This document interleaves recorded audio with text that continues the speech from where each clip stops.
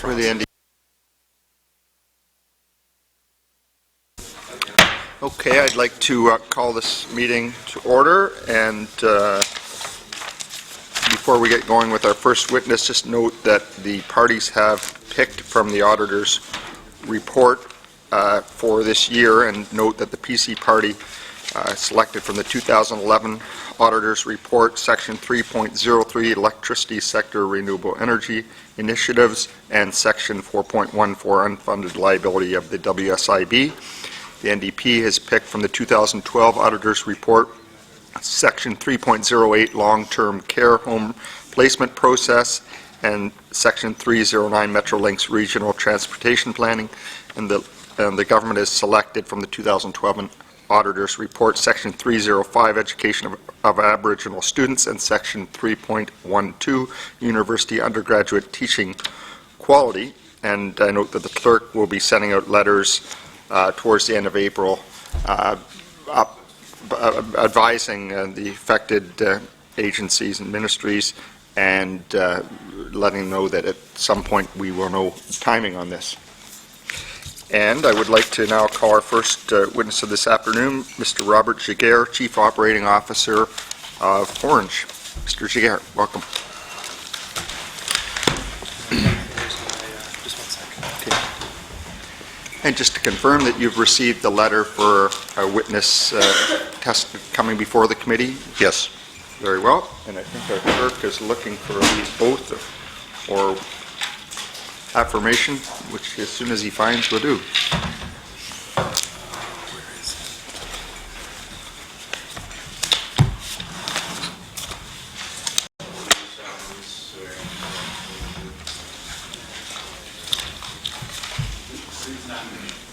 I don't know. No. Yes. If you prefer, I can do an affirmation. No, I don't have the sheet in. Okay. You're gonna have to give me a second. Just give us a second, please, Mr. Giguere. We just need to...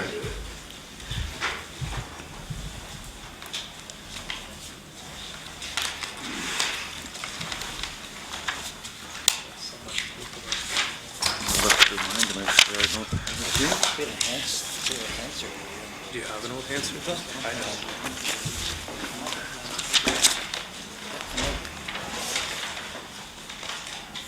Yes, I do, Will.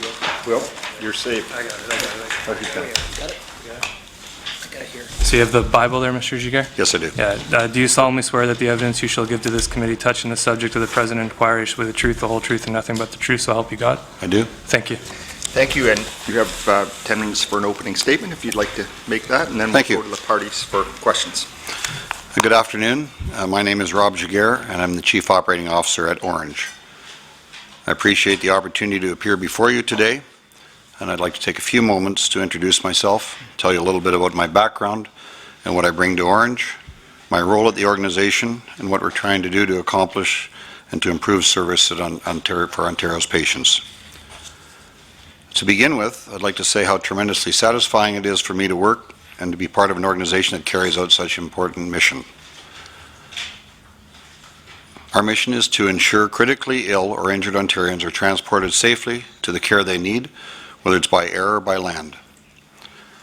I take extremely seriously the responsibility of ensuring this process, making sure it's carried out effectively and professionally on a day-to-day basis. I'm fortunate to be able to draw upon 4 decades of experience in the field of aviation, much of which was spent managing large, complex organizations. I completed my Bachelor of Science in Mechanical Engineering at the University of Manitoba and began my career as a pilot with Air Canada in 1974. Over the years at the airline, I held a number of senior leadership positions, including Executive Vice President of Operations and Senior Vice President of Flight Operations. Following that, I was Chief Operating Officer and later held the position of Chief Executive Officer at Sky Service Airlines. I've held and hold both an airline transport pilot and a flight engineer's license. I've also held a number of voluntary roles within the industry as a board member, committee chair and representative with the Air Transport Association of Canada, as an Operations Council member with the International Air Transport Association, and as an Operations Council member and the former chair of the Air Transport Association based in Washington, D.C. I joined Orange last year on a contract basis as a special advisor to aviation. In the following months, I worked with other members of the transition team to begin the process of rebuilding the organization. From April to December, I functioned as an observer and an advisor, identifying shortcomings and offering advice on revamping Orange's processes to improve the service. This included providing recommendations on the redrawing of Orange's organizational structure to strengthen internal accountability measures, as well as the consolidation of scheduling to ensure better coverage at our bases across the province. Much was accomplished during this time to fix the immediate problems that existed and get the organization onto a more solid footing. In December of last year, I was honored to have accepted the permanent position as Chief Operating Officer. This position now has the responsibility for overseeing 3 divisions within Orange: operations, including our frontline paramedics; aviation, including our frontline pilots and aircraft maintenance engineers; and our operations control center, including the communications officers who dispatch our crews and our resources. I'm also the accountable executive for Transport Canada, meaning that I'm the person held accountable for ensuring compliance with the Canadian air regulations. In sum, I'm here to support the work of Dr. Andrew McKeogh as the Chief Executive Officer, as well as our Board of Directors, by carrying out the vision they set forward for air ambulance in Ontario, and to support the frontline work that happens across Ontario 24 hours a day, 7 days a week. As Chief Operating Officer, I have 3 priorities that fall within my area of responsibility. The first is safety, and I assure you it's a top priority in all aspects of the operation, from the bases to our head office. This means ensuring the safety of our vehicles, that is helicopters, airplanes, and land ambulances, as well as the safety of our staff members and, of course, the patients on board. My second priority is effectiveness. That is ensuring we have the right resources, the right staff, and the right tools to deliver on our mandate as defined by the Ministry of Health and Long-Term Care. And finally, my third priority is efficiency. We have a responsibility to make wise decisions to ensure good value for tax dollars given our 24/7 operating environment. While I'm excited to help out putting these priorities in place, we can't do it alone, nor can Orange put forward the necessary changes without the collaboration of others. That's why we'll be working closely with our partners, such as the Ministry, emergency medical services across the province, the LHINs, and the hospitals, so that all of our external stakeholders understand and support what we're doing to improve our service for the benefit of patients in Ontario. One of the most significant aspects of my job is ensuring all sides of the organization are functioning as a team and moving forward to support Orange's focus on patient care. As I've explained, Orange has many divisions within it, including operations, fixed wing and helicopter aviation, dispatch and flight following, the medical, clinical side, and education. While each group is undoubtedly committed to the overall mission of providing top-notch patient care, bringing these diverse units together to work towards a common goal can sometimes be a difficult task. In the past, these divisions reported to separate chief operating officers, and that meant that work was often done in isolation. And as a consequence, some silos were created. We're working hard to change that culture. Much like many of the business units I've led over the course of my career, the air ambulance system in Ontario is extremely complex. We function in a challenging operating environment where the demands of healthcare system are heavy and often unpredictable. For these reasons, change don't come easily or quickly, but I'm happy to say we've made considerable progress on dealing with a host of issues. There are a number of projects underway at Orange to address many of the top issues the organization is facing, particularly in the areas of staffing, training, and dispatch. We've opened up new lines of communication for our people to voice their concerns and practical suggestions. Overall, I recognize that for Orange to build the public trust, we need to ensure we have the vehicles available with qualified staff trained at the appropriate level of care. Simply put, we need to be there when our patients need us. We've come a long way in making sure that we are. While we still have work to do, I have no doubt that we're on the right track for success. We have a top-notch board, an excellent executive team, and senior managers who are committed and focused on making improvements. And of course, we have our frontline staff and support staff whose commitments to the patients has been nothing short of remarkable. In closing, I want to say what a privilege it is to take on my role as Orange continues to turn the page on the past and move forward improving the organization. We all share a common goal of seeing the province's air ambulance system transformed into something Ontarians can take pride in. I'm happy to be a part of it and to try and make it happen. Thank you. Thank you for that opening statement, and we'll begin with the opposition, and looks like you have 20, each the parties will have 20 minutes each. So, Mr. Cleese. Thank you, Mr. Chair. Mr. Giguere, what is your relationship with Mr. Ron Curley, professionally or personally? With Mr. McCurley? Yes. I first met Mr. McCurley when he contacted me last year in the spring, expressing an interest, being aware of my background and whether or not I'd be interested in helping with Orange. On a personal basis, I have no relationship with Mr. McCurley. Okay. And do you know why Mr. McCurley contacted you specifically? Was there a search that was undertaken? Or? Not that I'm aware of. I'm quite well known within aviation circles in both Canada and Ontario, and I believe that he was provided my CV by someone and then reached out to me to meet with me and speak to me. Okay. Do you know, or did you know anyone else who had been involved with Orange in the past? Any of the key people there, senior executives, advisors to Orange? Did you have personal relationships with anyone who had that previous involvement with Orange? I didn't know any of the executives of Orange. Being in the aviation industry, I knew people on the aviation side. In fact, some of the, I wouldn't say senior leaders, but some of the people that had worked at Sky Service had moved over to Orange, so I was aware of people within the organization. Yes. Okay, so there might have been some suggestion internally to Mr. McCurley that you may be someone that they should contact. Is that reasonable to assume? I can't say that for sure. Mr. McCurley would be aware of that. Since you arrived, since you took on your role as, I believe, initially an advisor and then subsequently a permanent position, have you at any time met with the Minister of Health to provide a briefing to her in terms of the status of the operation of Orange? The Minister of Health, and I'm not quite sure of the exact date, Mr. Cleese, I believe it was the end of January in Thunder Bay. The Minister was in Thunder Bay, and we gave her a tour of our facilities there and some exposure to our operation in Thunder Bay. Did you ever receive a call from the Minister or her staff to say, now that you're there, you're the Chief Operating Officer, we would like to schedule a meeting with you so that you can report to the Minister on the operations of the organization? From the Minister's office particularly, I don't believe I received any calls. My reporting relationship through the Ministry of Health is to Richard Jackson, who we're in contact with, and I'm in contact with frequently, and report to him on the activities of Orange. He, as you are aware, is the Director of Air Ambulance Oversight. I understand that your previous experience was with Air Canada, and can you tell us what your position was with Air Canada? During the course of my career or at the end of my career? At the end of your career. At the end of the career, I was the Executive Vice President of Operations. And how long did you hold that?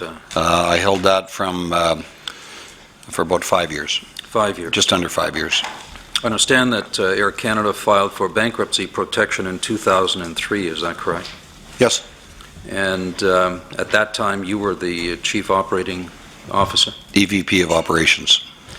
And who took over your role when you were terminated by Air Canada?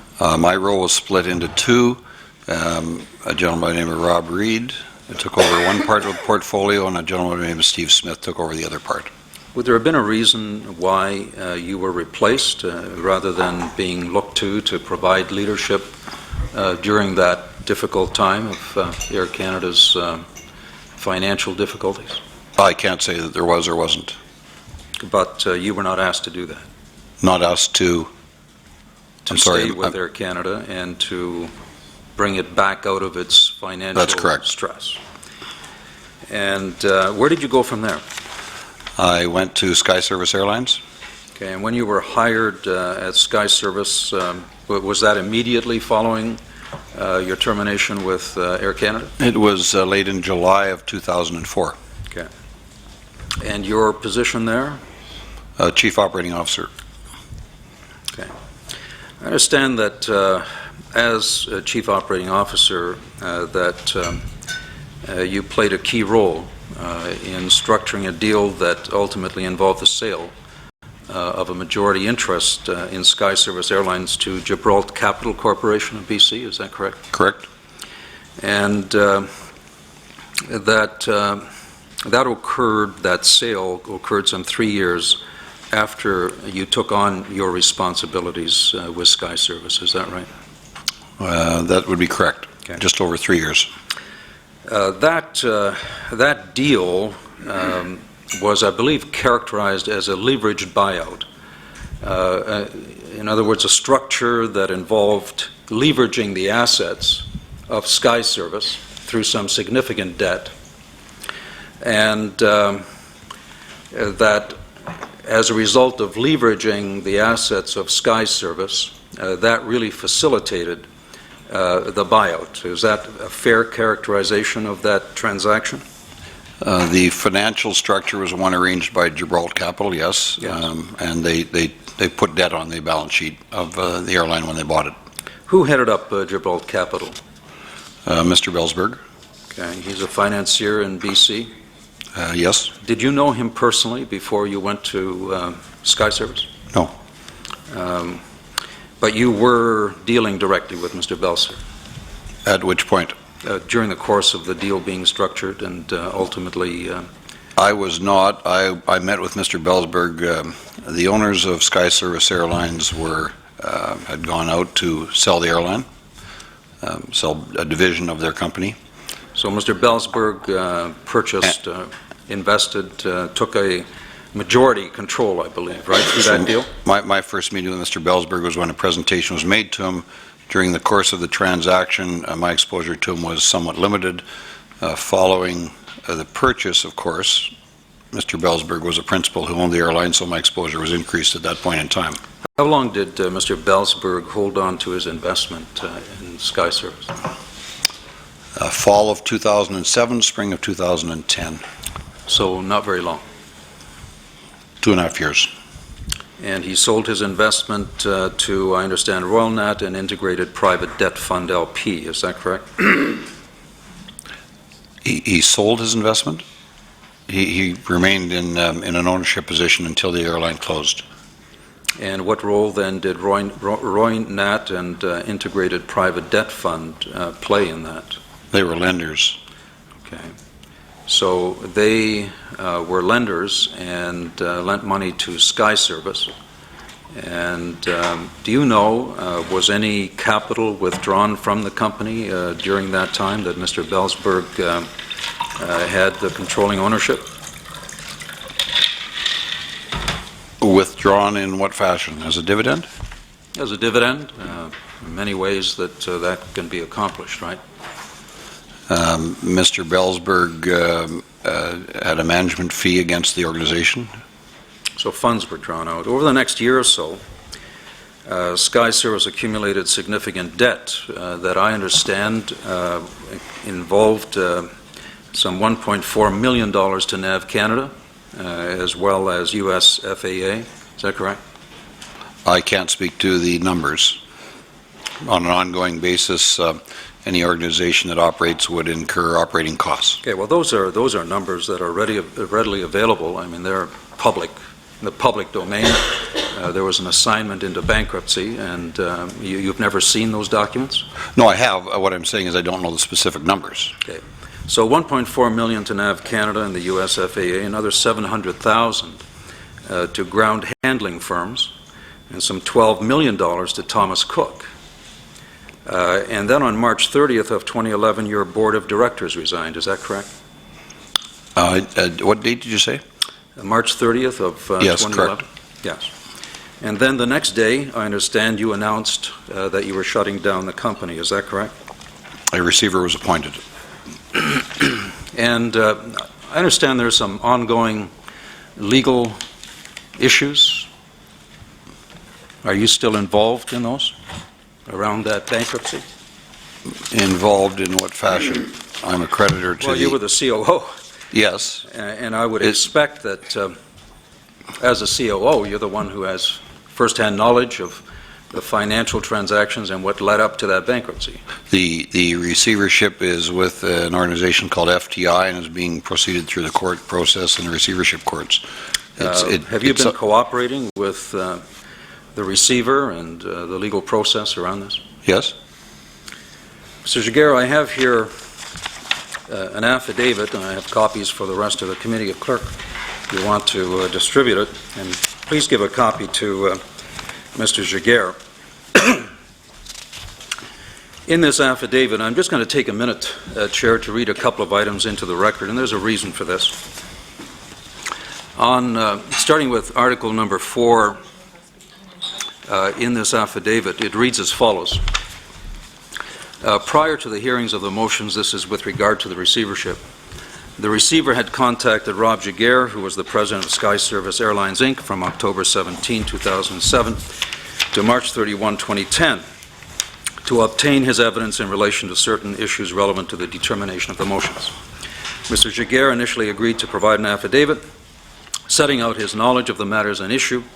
However, the receiver was subsequently unable to contact him to finalize the swearing of the affidavit.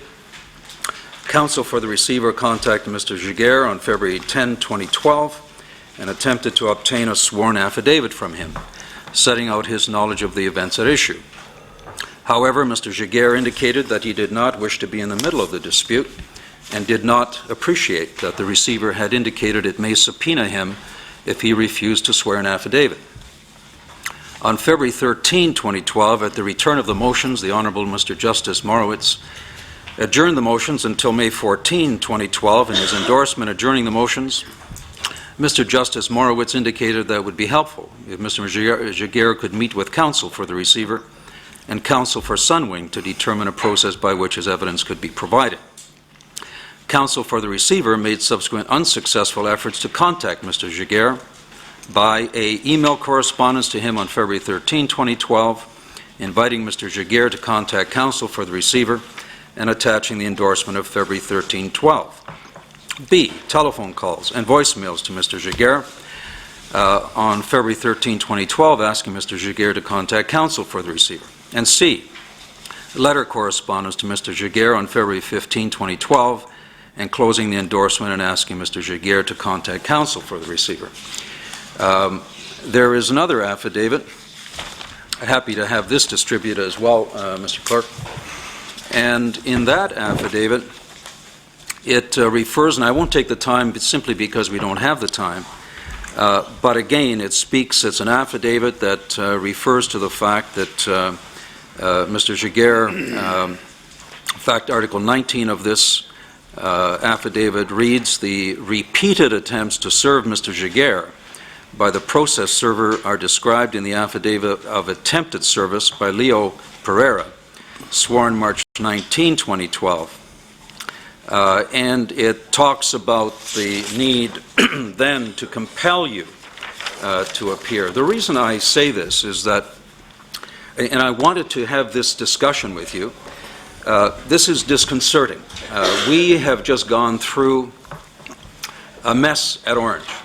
And the reason for that is that there was a lack of disclosure, a lack of transparency on the part of the individual who was leading this organization. And notwithstanding the fact that you have extensive experience in the industry, at the end of the day, what we're concerned about in this committee is that whoever is in a leadership position at Orange is someone who we can trust to be forthright with the information that we need, that the public needs, that the government needs. Can you explain to us why, and you've just said you were cooperating with the proceedings, can you explain these affidavits, and can you explain why you were not willing to cooperate and appear when requested to appear in this particular action? Yes. Okay, please do. I travel extensively. I think there's a comment you made that I was unable to be served. As you're aware, there's a process for that. The process led to me receiving service, and I attended. And I'd been cooperating throughout. Now, you're portraying perhaps that I'm unavailable. I was traveling extensively during that period and wasn't in the country for lengthy periods of time. And I attended with the receiver, with the counsel for the creditors and the receiver in due course, and provided all the information they needed to the best of my knowledge. Well, Mr. Giguere, I hear the explanation. I'm not comforted by it. We all travel extensively. We're all very busy people. When there's something as important as a legal process, I think we all can make ourselves available by email, by letter, by telephone call, and not to even have made yourself available for that. Just leave some questions in my mind. I had to deal with it because for us, we have seen far too much, and we've heard from people who have amazing credentials, but they've left us wanting in terms of delivery of what we need, and that is trustworthy leadership in this organization. I'd like to move on to another issue. I'd like to move on to another issue, and that is... I would suggest that my reputation in the industry and across Canada would indicate that I am trustworthy, Mr. Cleese. Okay. I would like to move on to the Transport Canada audit.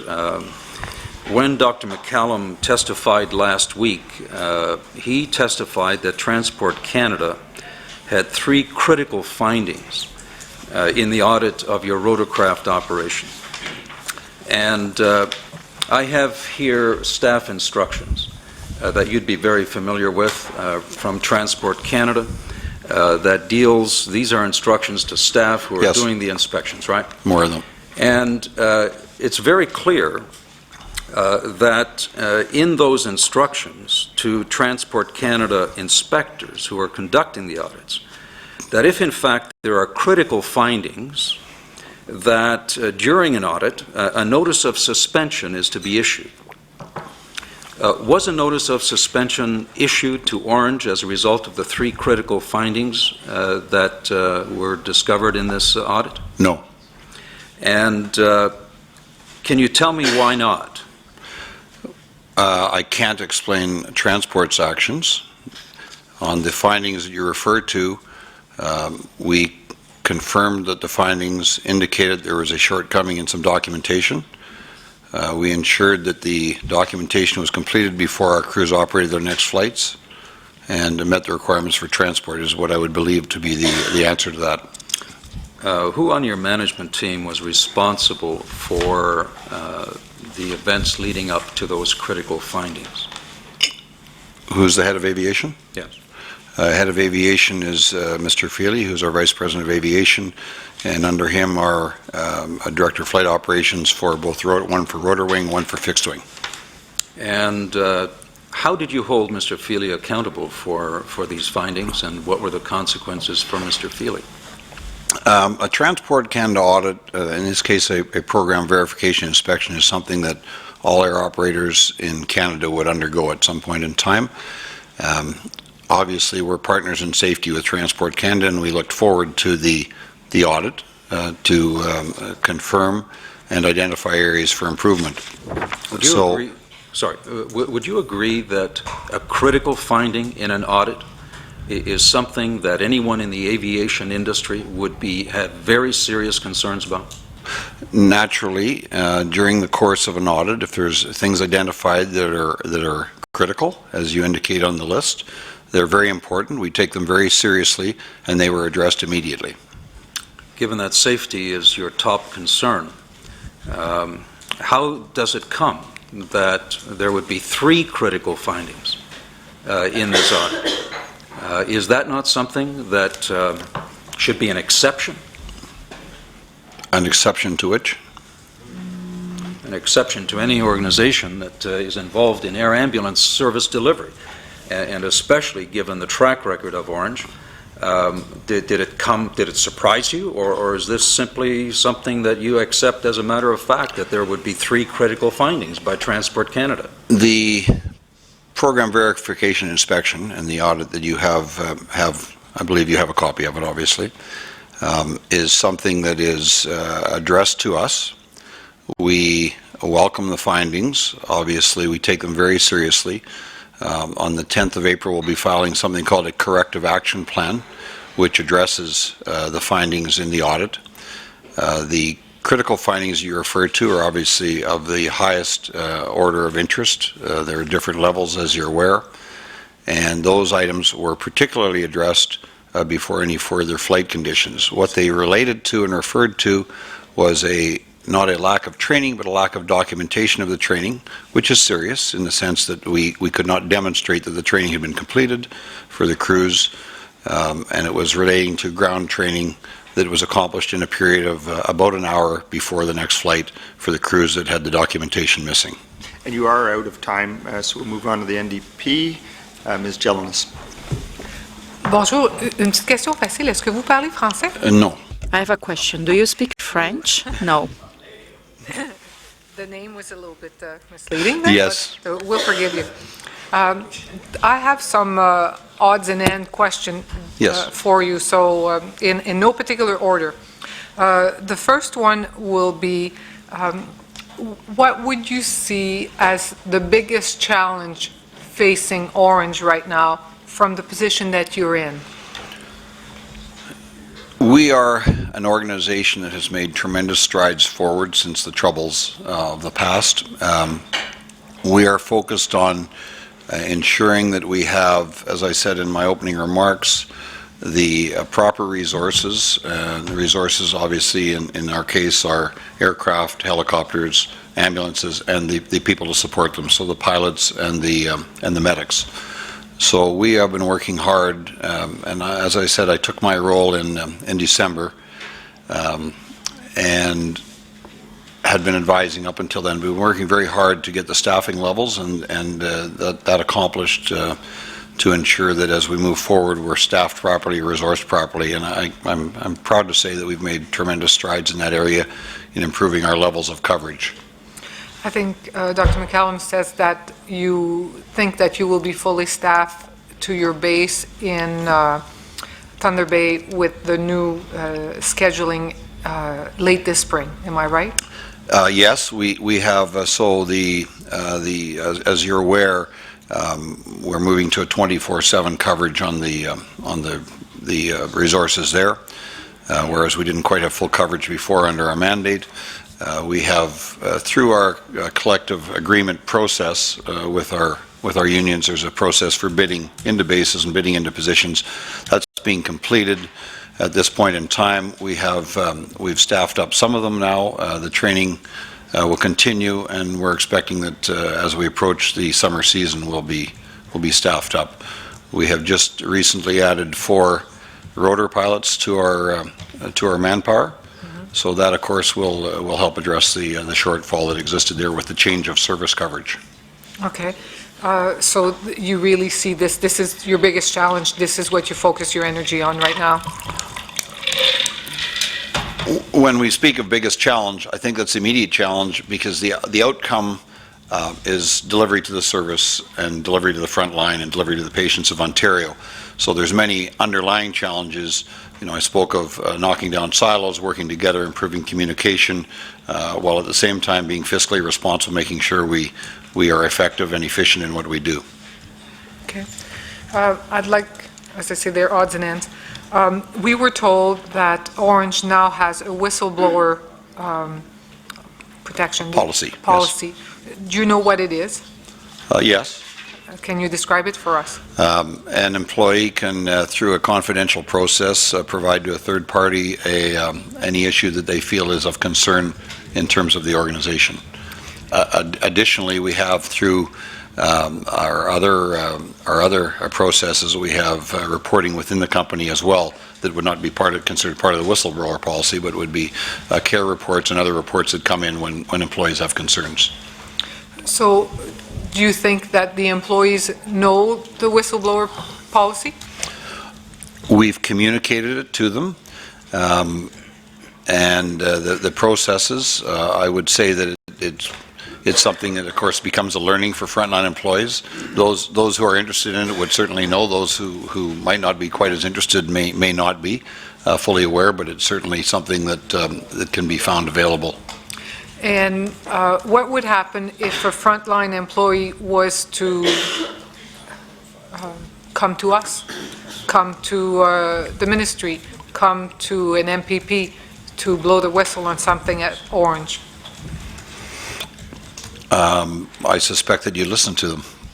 Yes, I would. I'm more interested in what would happen at your end. Well, we wouldn't know about it. So when you say what would happen to our end, if one of our employees came to you, I suspect that would be done on a confidential basis. I don't think they'd advise us they're coming, but if they did, nothing would happen. I'm a little puzzled at your question as to what you're...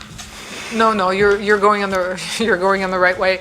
I'm interested in your knowledge also of the Ambulance Act. I realized that you were an advisor when the bill was first introduced, and now you are in a permanent position now that the bill is back in front of the House. Did you have a look at what's in the new Air Ambulance Act? At this point in time, I have not studied it, no. No. Had you looked at it the first time? I'm aware of it, but again, I had not studied it as an advisor. I was focusing, frankly, a lot of my role directly on the aviation side. And can I just jump in? When you were, your initial role was you were an advisor and an observer. Yes. What were some of the key problems that you observed when you were first just observing from So my role was Special Advisor Aviation. Right. So, and as you know, there'd been changes in the executive leadership, so That's right. that allowed an opportunity or perhaps a void to fill. I was taking a look at how we were managing our fleet, meaning our aircraft, how we were deploying our resources. In the case of aviation, our pilots, both rotor wing, fixed wing, and our AMEs, our mechanics. And one of the observations that I had early on, which actually crossed over into the other areas, was how we scheduled our crews. We had essentially two scheduling departments that didn't work as a team. Again, I mentioned in my opening remarks the silos. So we had initially, my understanding of the Orange organization, there was 2 operating officers, and as a consequence there were 2 scheduling teams, and yet we're scheduling people for the same resource. So obviously when we dispatch an aircraft, we have 2 pilots and 2 medics on board. So having that scheduling team synchronized and operating as a team was something that became an immediate goal. And with the support of Mr. McKeogh and others, we put in place a plan to integrate the scheduling team, or the 2 scheduling teams, into one, which is now functioning. It gives us better coverage from a scheduling perspective, meaning the manpower that schedule our staff are there on a longer basis in terms of coverage of a 24/7 period with no additional cost or change in manpower, and it's resulted in improved coverage on our front line in terms of how we schedule, both from a effectiveness and efficiency perspective. That's good to hear. Do you have any reporting or other relationships with people that work for the ministry or for a ministry? Well, Transport Canada, so that federally, I'm the accountable executive for our certificates for Transport Canada, so that would be a reporting to a ministry, but it'd be a federal ministry. In terms of provincial, my relationship, primary relationship with the Ministry of Health is through Mr. Jackson's office. Okay. And what kind of, how does the reporting looks like? Is it meetings? Is it in writing? Are Yes.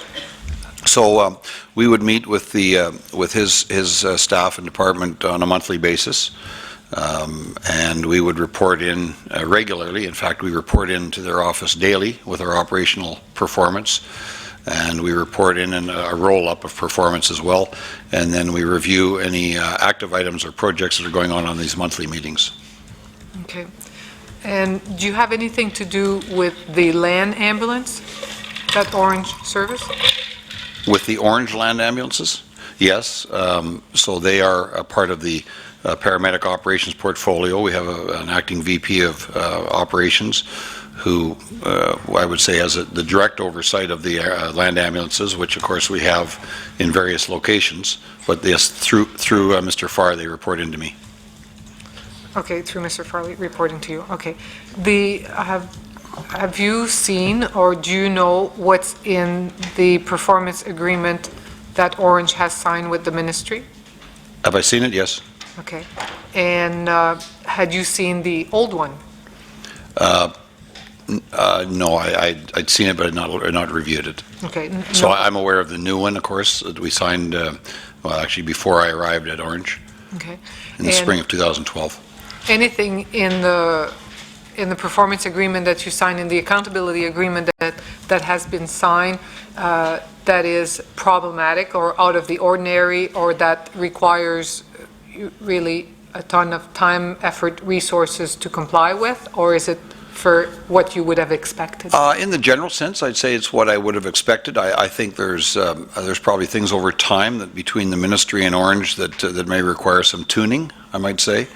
But certainly, as a framework, it's a good document, and it requires clarity and transparency in reporting, which we do regularly. I'm jumping around because I have a limited amount of time. Yes. I'm from Northern Ontario. Yes. The large parts of my riding are serviced by you guys. How can I reassure people out there that we have equity of access to your services?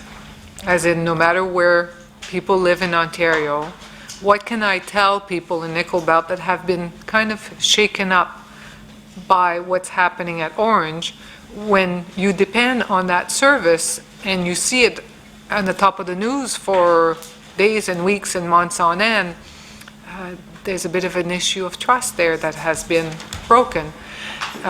What can I tell them that would reassure them that, yes, we do have equitable access? Well, as you're aware, we have bases in the north, so we have bases, a rotor base in Moosonee, a helicopter base in Kenora, a helicopter and fixed-wing base in Thunder Bay, fixed-wing bases in Sioux Lookout and Timmins, and I don't know where your line for the north is drawn, but of course we have a rotor base in Sudbury as well. So throughout all the challenges, our performance has been very good. On a daily basis, we operate into all areas of the province. We do so quite effectively, obviously sometimes impacted by weather. Any delays that are incurred are reported to the ministry on a daily basis, and I'm confident that we're continuing to and will continue to deliver effectively to the north. As you know, we also use standing agreement carriers to supplement our service on medical cases that are less acute. So for primary care cases, and in some cases, advanced care. And that gives us a very nice complement to service the north as well. And they do a high frequency of trips with fixed-wing aircraft in the north. So do you feel confident that the resources, and think resources as in budget, aircraft, staff, et cetera, are, if not at, you have a path to get you to where you need to go within the resources that you have at your disposal right now? Yes, I believe so. And our coverage, as I said earlier, our focus is on ensuring that we have the right resources, so both human and our operating assets in terms of aircraft and land ambulances. Our reliability is very good, and we continue to see improvements on our level of care throughout the system through our training processes. So yes, I am confident. Okay. It may not be your responsibilities, but if you have any ideas as to, there is an issue of trust right now from the people in the community that depends on Orange because of the trouble that Orange has gone through. Is there any actions that are being taken on the part of Orange to reassure and rebuild that trust? Obviously, the most important thing we do is service the patient, and that's our primary focus. So by our actions, which we're proud of in terms of our frontline people who just do a wonderful job when they're out there taking care of the patients of Ontario, obviously is key in terms of making sure that we're doing the right things. But from a broader aspect, we're reaching out to the various LHINs, hospitals, to the regions we serve, to community leaders and so on, perhaps sharing our knowledge with them and vice versa, so that we work better together collaboration with these organizations and agencies across the province to ensure that we deliver an effective and seamless part of the healthcare system. How is this relationship, those relationships going from where I come from? There were hospital and agencies that were just completely turned off with Orange. They would not even bother to call you no more. Are you rebuilding any of those bridges? Absolutely. I would say steadily improving. Each time we visit a community, and we have managers at each of our bases who also reach out in the communities. Dr. McKeogh has been meeting with various organizations as he's visited bases across the province. I have as well. And I would say that those relationships are improving. Our doors are open for building the relationships with all the stakeholders in the healthcare business. And have you been welcome into those, or is it difficult to get the conversation started? You know, the past is interesting, but when you reach out with a smile and an open hand and a willingness to work with someone, generally they're quite happy to see you. So I would say that no, there's been no challenges when we reach out to someone to say we're here to work with you. You're well received? Yes, very much so. Okay. Did you have a question? Yes.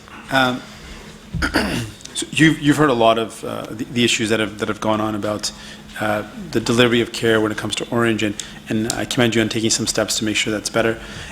If you could look back and with your experience and your expertise, what were some other areas that you could see that were flawed, or some other models or other mechanisms that were just the wrong direction to head in for Orange? From the aviation side. I don't know that I'd say necessarily the wrong direction, but I would say that I believe the transition from the previous rotor operator to ourselves perhaps could have been handled more smoothly. I think that the change from a private organization to essentially a government type of organization, which we are, had some challenges that could perhaps have been handled somewhat differently. A culture change for the employees of the previous operator in Orange, I think, was challenging for them. Certainly, we've been building bridges with those employees, and I would say the relationship is significantly improved. And as a consequence, of course, as we rebuild, we're seeing performance improvements as well. That's good. And you were mentioning that you have regular reporting to the ministry on Yes. a daily basis, as well as monthly meetings. How are those set up, and who initiated those? I don't recall exactly how they were initiated, but certainly they've been in place for a while. So we report every morning activities of the previous day, which would include our service levels, number of patients carried, number of miles. In the circumstances where we cannot carry a patient or cannot attend to a patient because of weather or other reasons, that's reported. Any delays are reported, so that's done on a daily basis. And then we also have a report called a resource availability report, which really rolls up all of the components necessary for us to deploy an asset. So, it's important that the aircraft are serviceable, but having an aircraft serviceable without 2 pilots and 2 medics serves no purpose. So, we consolidate all that information into a resource availability report that then rolls into both a daily, a 10-day, and a 30-day report that we provide to the ministry. And So you whether- have a couple minutes left? Sure, just one last follow-up question. So whether or not a new air ambulance bill is passed or not, that's not going to stop you from conducting these reporting that you've been doing so far? No, absolutely not. Any bill that's passed, obviously, we will abide with, and we'll be very open to ensure that we're compliant with. There's no lack of information available, and whatever is required we'll provide for sure. And you'll continue doing what you're doing already, the oversight Yes. that's already going on? Some of the things we're doing, although we speak of it as reporting to the ministry, some of the things we're doing, in fact, the resource availability report is something I measure our folks against inside the organization to see if we're being effective. So although obviously the ministry and the government are very much interested in what we're doing, internally we're challenging our own folks at all levels to ensure that we continue to improve our performance. So we're using it also as an internal measure, not just an external measure. That's great. So is there something you're looking forward for the legislation to change? Kind of, we really need to get to the next level, we need to do something better, and if only the law would allow us to do X, Y, Z?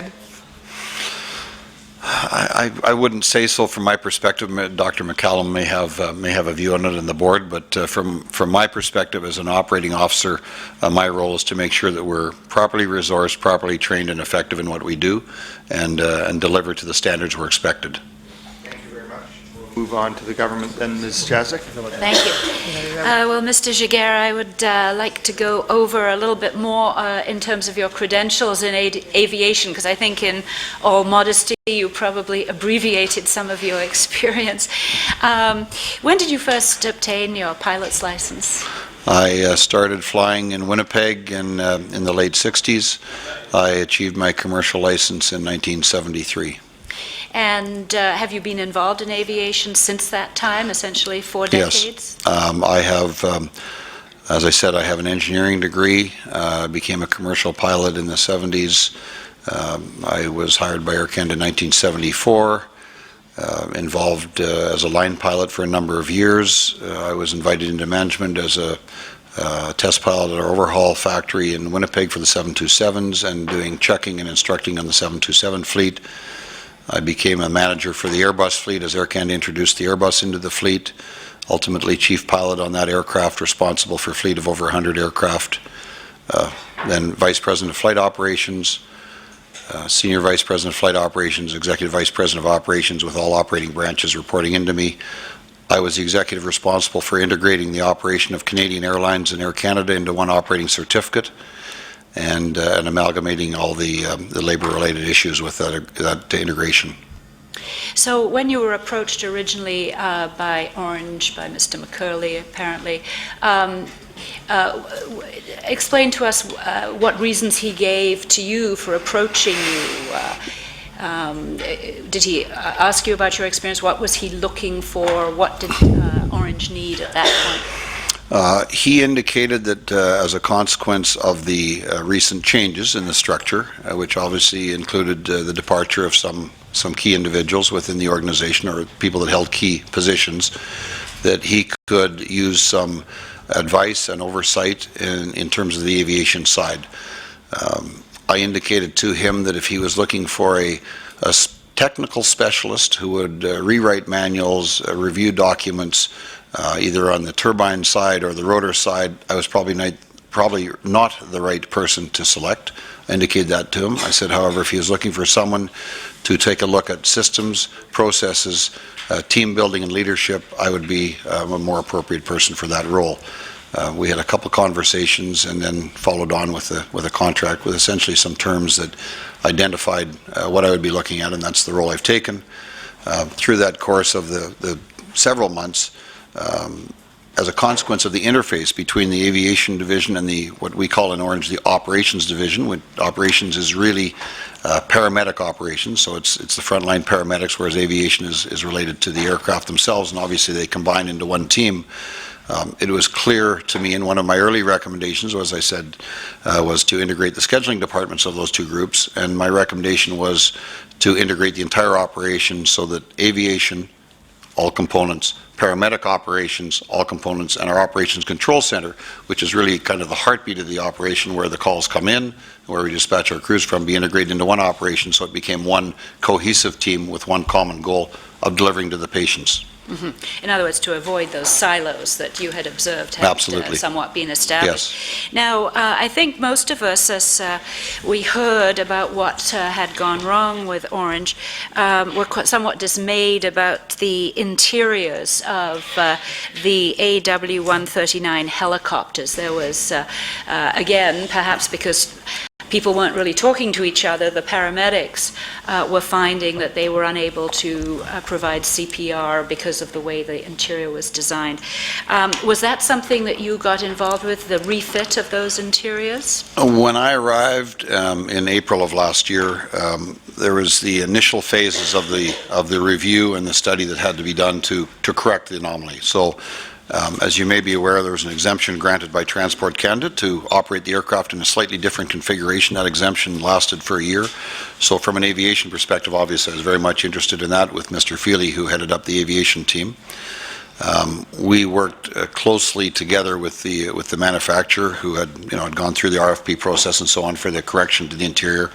And I met with the manufacturer a couple times and was active and provided guidance and oversight through that, and we received the certification of the new, what we call the interim interior. So the current interior we're flying in late December. We took delivery of the parts to make that happen, and then completed the installations in January in time for the expiry of the exemption. We're currently flying that interior right now, or that stretcher. And that's functioning with patient safety in mind and paramedics' ability to provide service? You're satisfied with that? Yes, we went through essentially a risk analysis and checklist as that new interior was certified and approved. Of course, on delivery, we've been very interested in feedback from our medics and our pilots as to how it operates. It's satisfactory, and it meets all the requirements. Our medical advisory committee, headed up by Dr. Sawatsky, has obviously been involved, and we've provided the assurances to the Ministry of Health and documentation that all these activities that are required on board the aircraft, in particular the helicopter, the 139 in particular, can be completed safely, and that the patient care is where it should be. When Dr. McKeogh was here last week, he spoke about the amount of service that is given to northern communities, especially in transfer. And he actually indicated that something like over 60% of the transports were north of Sudbury.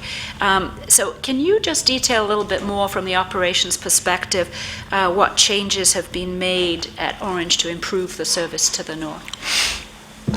So in terms of service to the north, obviously our bases are the same as they have been for some time, although you'll be well aware of the recent change for the Thunder Bay base, where we're putting on an extra line of medics, which will mean that the 3 aircraft resources, 2 fixed wing and 1 helicopter, are fully staffed 24 hours a day, 7 days a week, which was not truly the case in past. We had 2 lines of medics for 3 lines of aircraft, and we essentially shared the medics, which didn't give us full coverage. We have also recently put out an RFP to renew the standing agreement carriers, what we call the SA carriers, who fly supplementally to Orange, primarily on trips that are of lower acuity, so primary care. That process is completing, and we expect that sometime very soon, within the next month or so, we'll have that completed with a large, extensive fleet of SA carriers available to us as well. I think that will be an improvement to service levels and availability, I might say. So those are sort of 2 key points that we'll be working on. Staffing, of course, is always the issue that we're cognizant of in the north, and continuing to make sure the north is fully staffed. In terms of, I'm glad to hear certainly in terms of staffing that there's been improvement. What about the training and education of those staff? What have you been able to do in So training and education on 2 sides. I think sometimes, when we're staffing, we have to recognize there's 2 sides to the equation. So the aviation side. So as I said, we've just hired some pilots who are undergoing training to fly the Sikorsky 76, which is the rotor that's actually based in the north in Kenora, Thunder Bay, and Moosonee. And then on the medic side, we're continuing with training. We have what we would call an accelerated course of medics who are going through training right now from a primary care level to an advanced care. They're in the process of completing right now at this phase. Next fall, we'll start another course, an intensive course, an immersion course, so to speak, that'll start in September, of advanced care paramedics up to a critical care level. And so those changes, and in past, some of those courses were quite extended courses while medics were not taken off their flight line duties, and it was spread out over a longer period. So we've now taken the view that we backfill, we put them into the class, and we turn them out at a higher rate in a faster time. So we're continuing that process, and we'll continue to do so as we go forward. And so what's the end point, would you say, in terms of completion of the upgrading and appropriate training that you need for your in-house people? To get everyone to the level of care that we're targeting, it is a long journey. To take a paramedic from a primary care to an advanced care to a critical care is about a 2-year process or even longer. So we're making good strides on that. We're achieving higher levels of care. We're working with, Mr. Farr has been working with the colleges to ensure that the students that are coming out are trained to perhaps what we might consider an enhanced level of care, advanced care flight, which is something that hasn't been done in past, and that will mean that graduates from the colleges, if we complete those discussions with the colleges, will be available to us coming out of the colleges and into the Orange organization as we require additional medics. So that will be also result in favorable outcomes for our staffing. Mr. Giguere, you know that the ministry amended the performance agreement, obviously with Orange, and part of that performance agreement is the development of a quality improvement plan. And I'd like to refer to the 2012-2013 quality improvement plan. So, Mr. Clerk, if I could just ask you to circulate this and make sure Mr. Giguere has a copy. Sure everyone has it. I'll be referring to page 10 of the document. This is a plan, of course, that's posted on Orange's website. Yes.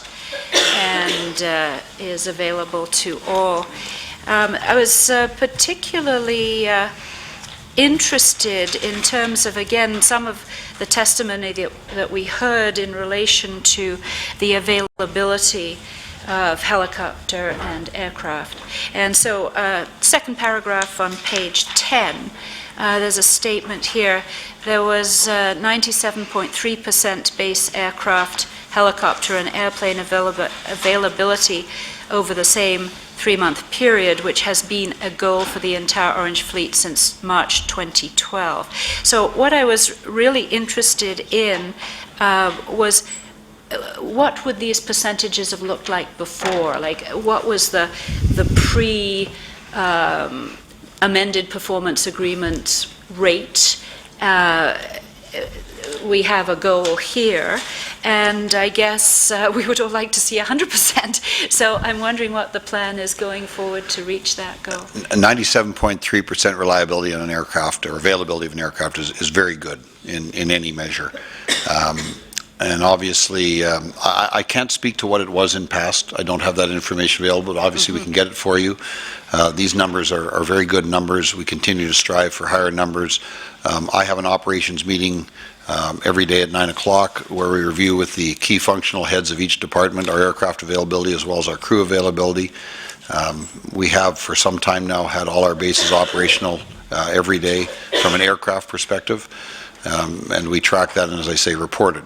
But we don't just report aircraft availability, which sometimes some people mistake as availability for our resource, because aircraft availability is only one component, and we need 2 pilots and 2 medics to adequately service. So we measure all 3 components, roll them up, and then create a number. But our aircraft reliability has been very good. Our maintenance team have been doing an excellent job of keeping our fleet airborne and reliable.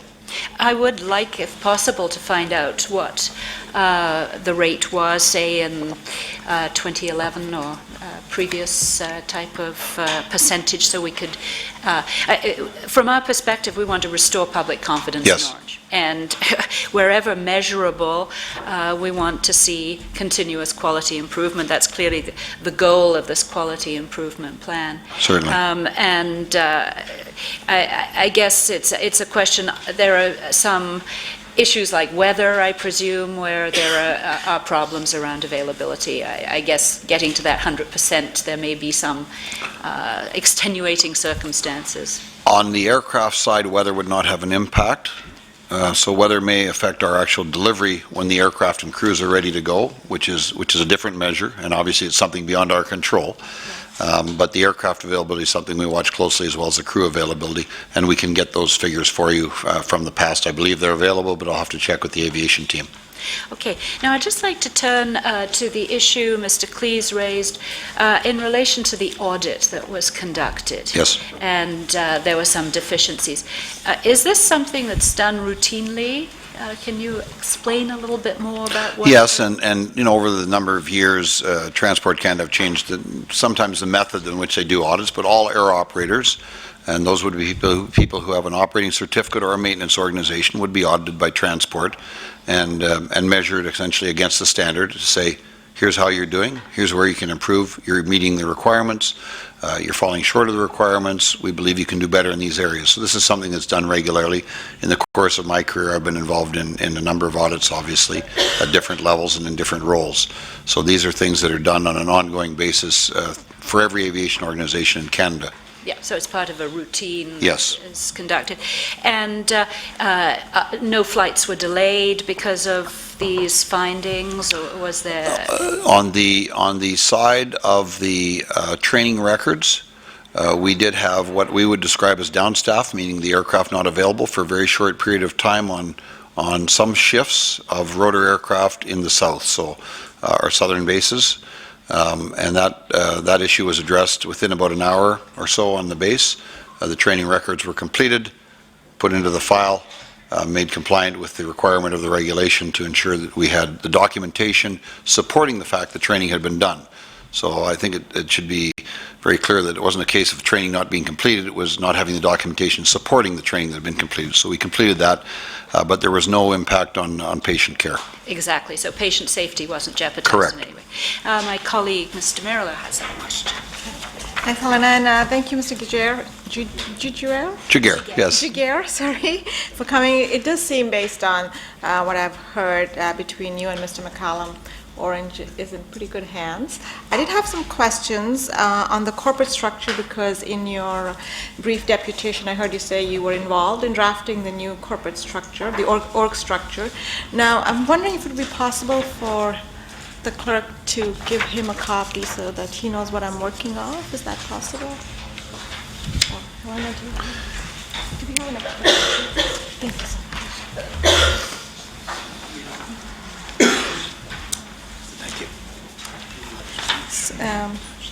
So just based on that, I'm curious about the Orange Global Air Inc., which is the for-profit, the blue square. That's, I guess, 1, 2, 3, 4, the fifth one from the left. And I will say, in my opening comments about organizational structure, I was speaking specifically about actually organizational structure of our operations group. Mm-hmm. So this document, although I'm aware of it, I'm not particularly familiar with it. Mr. McCallum and our council and so on have been working with it. But yes, Orange Global Air Inc. So I just wanted to know, in your daily operations, where does this for-profit entity fit in? So Orange Global Air and the company below it, which you see is 7506406, are actually the corporations that hold the certificates that allow us to perform our aviation functions. So they are the holders of our operating certificate, one for aviation fixed wing and the other for aviation rotor wing. So I get that. I'm not an expert in this. Is it typical for an organization like Orange to have that holding entity to be for-profit? It's not atypical, but you know, obviously these things were set up for a purpose in the past of which I can't speak to. As we go forward, and I believe Mr. McCallum testified, and it's certainly available to you, we've rolled up a number of companies in the last year. I haven't been particularly involved in that, obviously, from an aviation oversight or even from my operating role, but a lot of companies have been rolled up, and that process continues. Okay. To simplify the structure. Yes. Okay. So would you be in a position to talk about whether there's been any thought given to turning this for-profit holding entity into a not-for-profit? Has there been any? It's being considered. It is. I'm aware that these things are under discussion. Would be perhaps more accurate. And you have 2 minutes. Thank you so much. My other question is, what kind of a Chinese wall is there between the controlled and not controlled parts from again a day-to-day operations perspective? Because the taxpayer dollars, I'm guessing, go to the controlled piece. There's in terms of you're trying to follow the dollars. Yes. In terms of following the dollars, they're all fully rolled up, so they're all transparent. So any money that's spent, obviously, in those other two entities is rolled into the parent company, and you know they're captured. Sorry, no, I was talking more from controlled to not controlled. So there's a group that says controlled, and Yes. there's a group that says not controlled. I can't speak to that, but we can certainly get the answer for you. That would be great. Yes. My only last question, because I think I have a few minutes, is Bill 11. Now, Dr. McCallum did testify earlier, and he said that's the proposed bill the government's bringing in, that it would certainly go a long way in restoring public confidence, and I just wanted your thoughts on it. Well, obviously, whatever the legislature decides, we'll be very supportive of it and welcome it, and look forward to seeing what the final document looks like. Thank you. Thank you.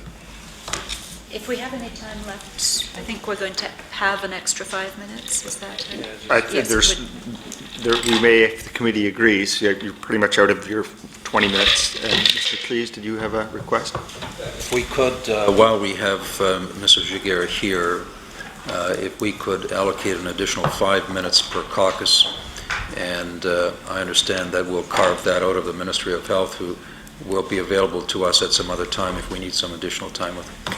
Is that agreed? Agreed, okay, so we'll move to Mr. Cleese. Do you want to carry on with your 5 minutes first? Or do you want to? Why don't we just carry on? Okay, so Mr. Cleese, you have 5 minutes. Thank you. Mr. Giguere, a couple of things. You mentioned the resource availability report. Yes. Could you make available to this committee that report for the last number of months from the time that you started to keep those records? Certainly. Until today? I understand, Mr. Cleese, that you had asked for the AOSRs, which is the Aircraft Out of Service reports. I think it's important you understand the distinction. So the AOSRs were primarily a document that was capturing the performance levels of our rotor operations. Yeah.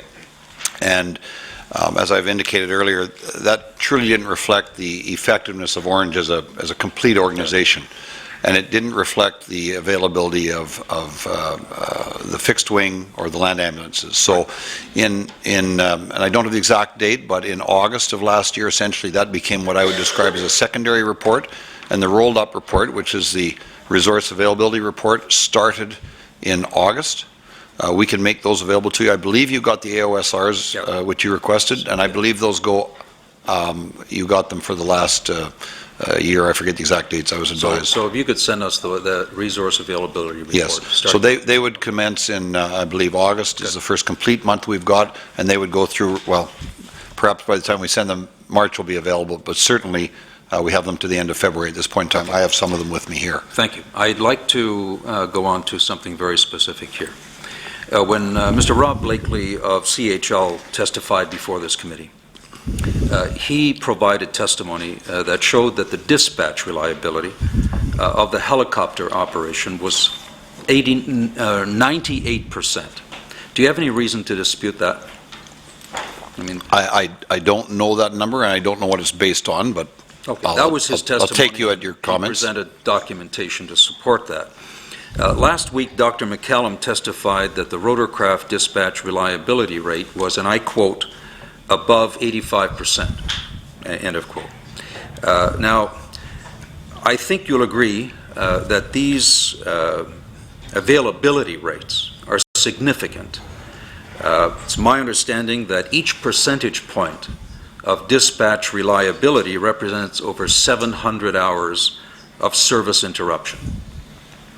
If that's the case, then the difference between 98% that Mr. Blakely indicated was the rate of dispatch reliability before Orange took over control of that aspect of the service, and what it is now, according to Dr. McCallum, somewhere in the range of 85%, that we're currently experiencing significant service interruption compared to what it was under the previous operator, and translates literally into hundreds of thousands of hours since Orange took over the helicopter operation.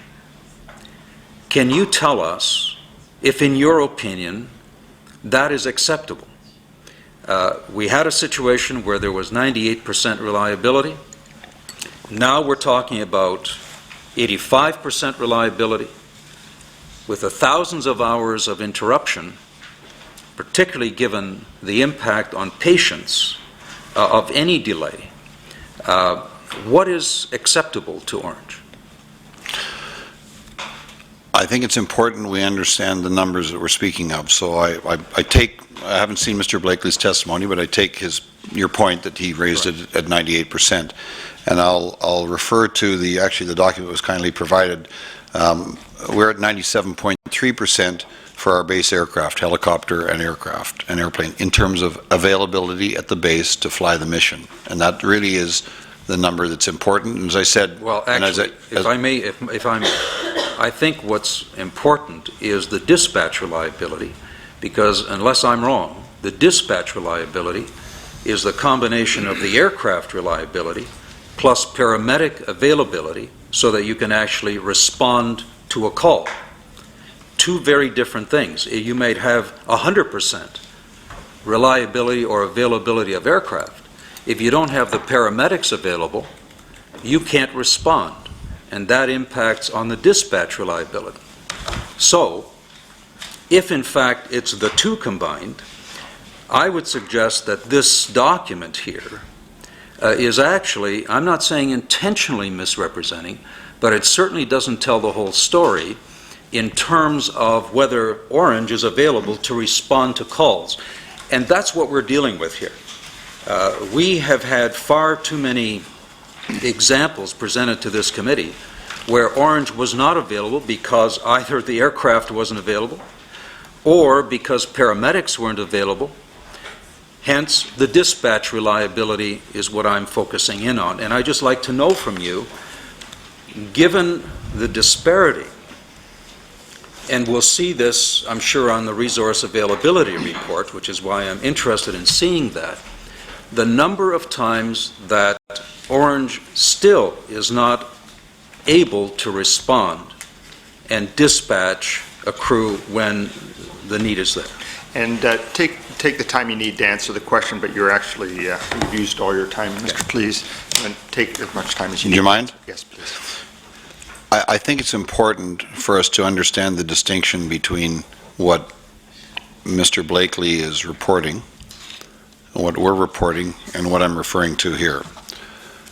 So in terms of aircraft availability at a base, 97.3%, I certainly don't want you to believe that I'm holding that up and saying that is our performance all the time. I'm saying that is how often the aircraft are ready for dispatch from a maintenance perspective, from an engineering, technical perspective. The resource availability report, which you'll have soon, captures all the components required, and it isn't limited to rotor, isn't limited to fixed wing, and includes our ambulance service. So obviously you need three components to be available. You need the aircraft, you need the pilots, and you need the medics. Those reports show good solid numbers. They show that those numbers are improving. Our aircraft availability is high at 97.3% for the last few months, and we have a degradation of that performance based on the human side, what I describe as the human side, so the paramedics and pilots. There are occurrences where we have sick time, where we have personal days, where we have bereavement and so on, where we may not be able to backfill. We're working very closely with the representatives of the various associations that represent our employees to ensure that we have a good on-call system, to make sure that we are always able to resource and staff our aircraft at all times across the province. And you'll see from the resource availability, we're running above 90% when you combine all items. When you limit the items and keep isolating them down, you can create higher numbers, but I don't want anybody to misunderstand me when I say creating higher numbers. I'm not saying creating artificially, but in isolation, if you look at aircraft availability, it would actually be the best of our performance levels. And then when you combine all the other vital components to get it resource ready, we end up with a somewhat lower number, still exceeding 90%. I can't give them all to you. You'll have them available to you, and you'll actually see the roll-up as to what was missing on any particular component that would pull that number down somewhat. I would say that our aircraft availability is very good across the system, very reliable. Do we miss sometimes? Like any aviation organization, it's important that we all understand that we will miss from a readiness perspective, from a reliability perspective, because that's how we protect the safety of the organization. We make sure that when an aircraft has a mechanical issue, we park it, we put it on the ground, and we repair it. We've got a very skilled team of people who identify those faults and repair those faults, and that's the number one priority for me, to make sure that when we dispatch an aircraft, it's a safe resource, fully compliant, and we make sure that our package that we're delivering to the patients of Ontario is the right package. So there will be times we miss. I'd love to say that we'll be at 100%. I can say with certainty I don't believe that that will ever happen, because that is probably not the right answer from a fiscal perspective, to have 100% reliability and redundancy across the province. That is our goal, but obviously it's a challenge. It's huge, because you do have human issues, you have weather issues, and you have maintenance issues on very complicated mechanical devices, which we call aircraft and rotor aircraft. And there are times where they do fail in operation. When that happens, our reliability drops somewhat below 100%. Thank you. We'll move to the NDP, and that was almost 10 minutes, so you can have the same amount of time if you wish. Go ahead.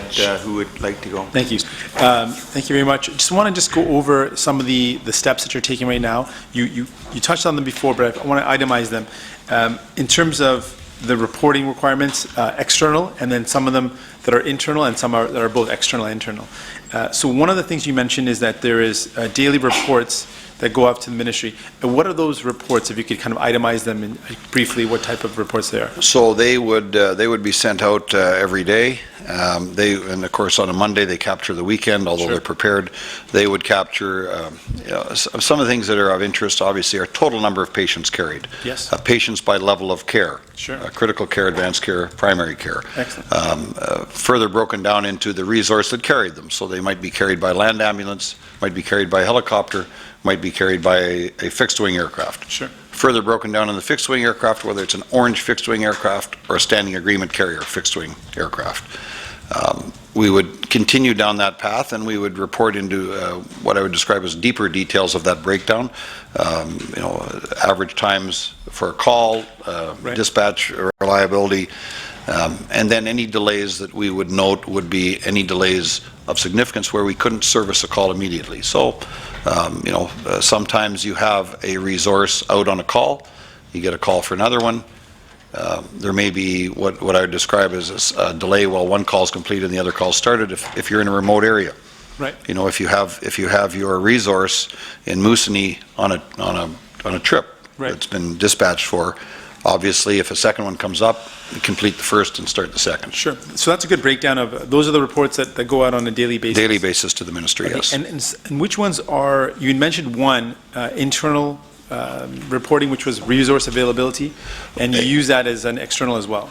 We reported to the ministry as well, which essentially combines a lot of data, but it focuses primarily on the availability of the resource, so aircraft, rotor aircraft, or ambulance, and then our skilled professionals that operate those. So in the case of aircraft, 2 pilots and 2 medics, and in the case of a land ambulance, just 2 medics. And all that rolls into a resource availability report. And are there other reports like that are outside of, that aren't external, that are strictly internal reports that you generate just to test your own performance against yourself or against that report? Anything that we have that we produce internally is available externally to the ministry. But we roll them up. So there's obviously segmented reports that go very deep, and I have each of the operating teams looking at particular items that would be, frankly, very complex, if you continue to report in that detail. But each group looks and digs down into the areas that would impact their operation. Okay. And so all these reports that you generate and all this reporting to the ministry, that goes on a daily basis you described, and what's the monthly basis that you described before? So that's the resource availability report. And that's something you do on a monthly? Obviously there's other things that are reported. I'm talking specifically about the operation. So the resource availability report is a roll-up of the essentially daily performance reports. Sure. And so you have that mechanism in place right now where there's this daily, and then obviously Monday captures the weekend as well, and you have a monthly report where you kind of roll up all these reports together. And we do it as well by each third of the month. So first 10 days, next 10 days, last 10 days as well. So that's actually 3 levels then. You have a daily, you have a 10-day, and then you have a monthly. Correct. Perfect. And all these things are in existence and are going to continue to be in existence. And is it fair to say this, that you'll continue to do this whether or not the air ambulance bill gets passed or not, you're going to continue to do this because you believe in providing great transparency? Absolutely. I think it's very important for any organization to measure themselves against some standards, to report those standards internally, and of course, depending on the organization, you report to the board, you report to an external agency, in our case, and I feel they're vitally important, and if you don't measure it, you don't get the improvement, and it's important for our staff to see the measurements so they understand where we're doing, how we're doing against our measures. Excellent. And in terms of, so outside of this, the reporting that we've just talked about, are there any, as a part of an operations type of addressing that area, are there regular visitations by the ministry, or are there scheduled visits or unscheduled visits that do occur on a regular basis, maybe whether it's monthly or weekly? Well, as I said, we meet with the Air Ambulance Oversight Branch monthly. Yes. During the course of the month, we have an interface regularly, not necessarily always myself, sometimes Mr. Farr, who's the head of our paramedic operations. We have any investigations that are going on are handled by our investigations department, so there's an interface there with the ministry on a very regular basis. I'm aware of those, but not directly involved unless they reach a high level, obviously. That makes sense. And then, of course, if there's any what I would describe as ad hoc requests, we interface with the Air Ambulance Oversight Branch as well when there's a question or an issue that they'd like addressed or an answer to. Okay, and this may not make sense. I'm just going to put this out there as a question as well. Is there something like a spot check where there would just be an unannounced, unscheduled type of drop in to oversee or to look at the operation side of Orange? Certainly, there's nothing that precludes it, and I'd not be concerned about it. I believe that in past there's been people visit our bases or visit our operation, but I can't say there's a program. You'd have to probably ask Mr. Jackson if he has any plans in that regard. Yes. Okay, fair enough. I know I asked you questions before about the whistleblower protection that is now available at Orange. There's a bill in front of the good people that sit here in front of us, asking us to prescribe a different whistleblower protection on your agency. From what you've seen of what you have right now, and if you have had opportunities to work into other agencies that had whistleblower protection, do you feel what you have is adequate? It's barely making it? It's excellent? How would you rate it? I think it's very, very healthy. The program we've got, we call it whistleblower here. In other organizations I've seen as anonymous reporting, various things that it's called. I believe it's very healthy and very adequate for our organization. You would feel confident moving forward with what you have in place? Yes. You would feel confident that... It's very effective. I believe it will be very effective. Okay. That's good for us. Thank you very much. We'll move on to the government. Mr. McNeely? Mr. Giguere, you, in this quality improvement plan, you say we're in the process of rebuilding Orange and it's an exciting and rewarding process, and we're certainly been hearing good things about the improvements that are made at Orange in the last few months. You've run airlines, so that's something that you know about, and we own all our land ambulances, or governments generally own the land ambulances. Just like you to explain the advantages for Orange, for the province, for the taxpayers, of operating our own fleet of aircraft. So obviously we're flying both fixed wing and rotor aircraft, PC-12s on the fixed wing side, and rotor aircraft we're flying the S-76s, the Sikorsky 76s in the north, the Augusta 139s in the south. From a perspective of operating them ourselves, if there's a for-profit operation that you're contracting to, obviously they build a profit margin in. So if we are as effective as the for-profit organization you might contract to, we would in fact take that profit out. So it would be cheaper for us to operate. We have care and control. We set the standards.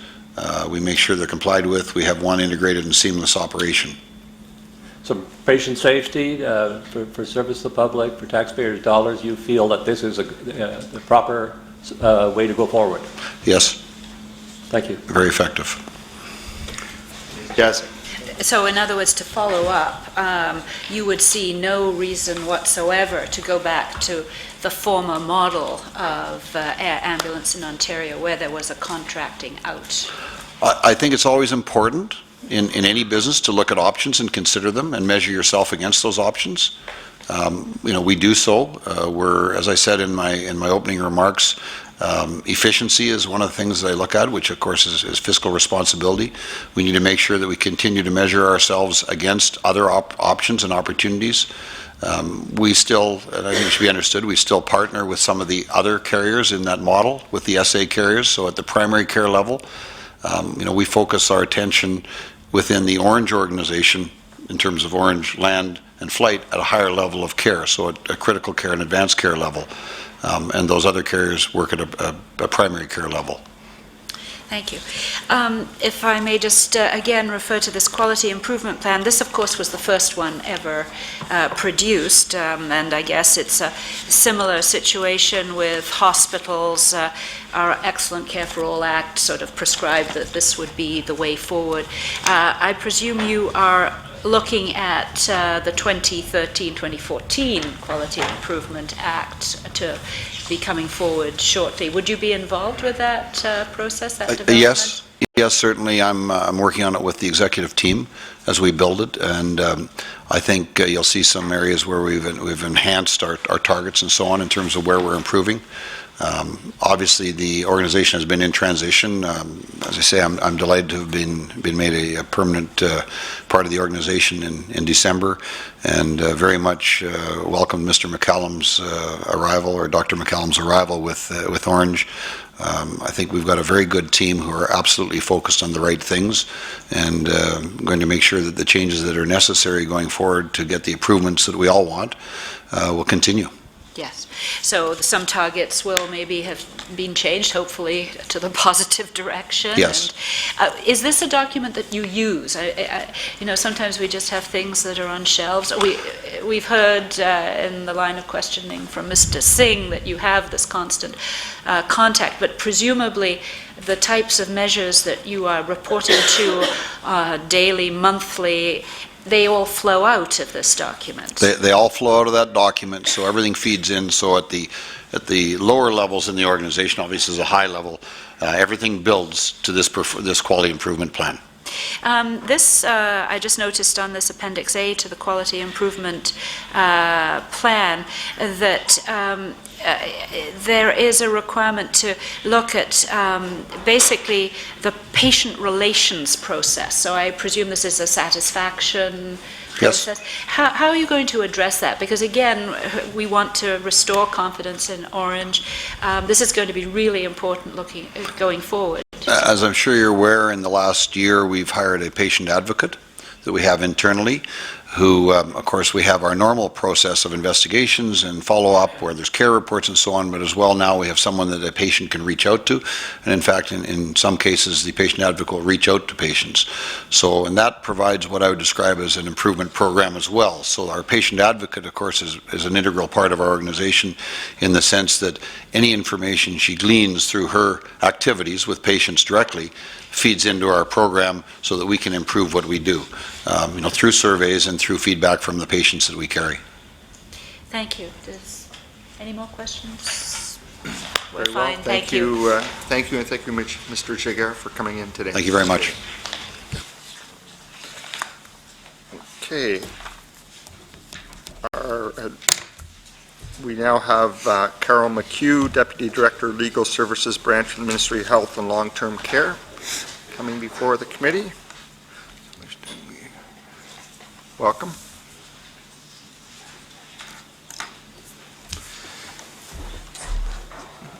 Good afternoon, and just to confirm that you've received a letter for someone coming before the committee? Yes. Okay, very well. And if you want to swear, okay, you wanted to do an affirmation, that's great. Our clerk will do that. So, Ms. McKeogh, could you just raise your right hand, please? Do you solemnly affirm that the evidence you shall give to this committee touching the subject of the present inquiry shall be the truth, the whole truth, and nothing but the truth? I do. Thank you. Thank you. Very well. And we'll start with the NDP, and you should have about 17 minutes for your questioning, so go ahead. Very good. She has a statement. Yes. You had stated you didn't want to do an open Sorry, statement. Is that I correct? changed my mind. Oh, you did? Oh, okay. Please, My apologies. Thank you, Mr. Chair. go ahead with your opening statement then. Good afternoon, members of the committee. My name is Carole McKeogh, as was mentioned, and I'm a Deputy Director with the Legal Services Branch at the Ministry of Health and Long-Term Care. Thank you for this second opportunity to appear before the committee, and I am happy to provide the committee with any assistance it requires to the best of my ability. I would like to briefly review some points that I presented to the committee on my first appearance, and then address some corporate law issues in respect of which I understand that the committee has requested further information. My involvement with the legal services provided by our branch to the ministry in connection with Orange began in January 2012. At that time, I was asked to prepare an amended performance agreement between the ministry and Orange, which was signed by both parties on March 19, 2012.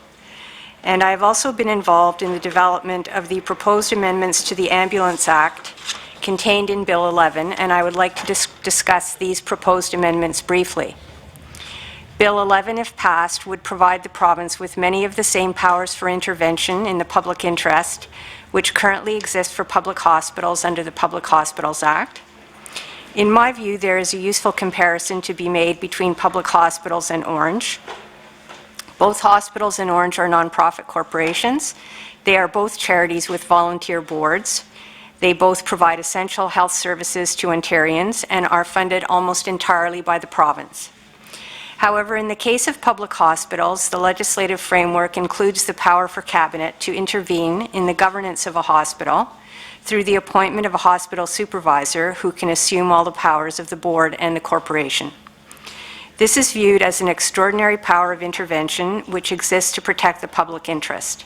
It is a key safeguard which has been included in the proposed legislation for Orange. However, it is important to note that it will not be possible for the province to exercise this power of intervention or some of the other powers contained in Bill 11 until Orange is continued as an Ontario corporation. Currently, Orange is incorporated under federal legislation, and I will discuss the provincial regulation of federally incorporated companies in more detail in a few minutes. Going back to Bill 11, as in the case of public hospitals, the proposed legislation permits Cabinet to appoint one or more provincial representatives to sit on the board of directors. These provincial representatives would have all the same rights and responsibilities as any other board member. As is also the case with public hospitals, the proposed legislation would permit Cabinet to appoint one or more persons as special investigators where Cabinet considered it in the public interest to do so.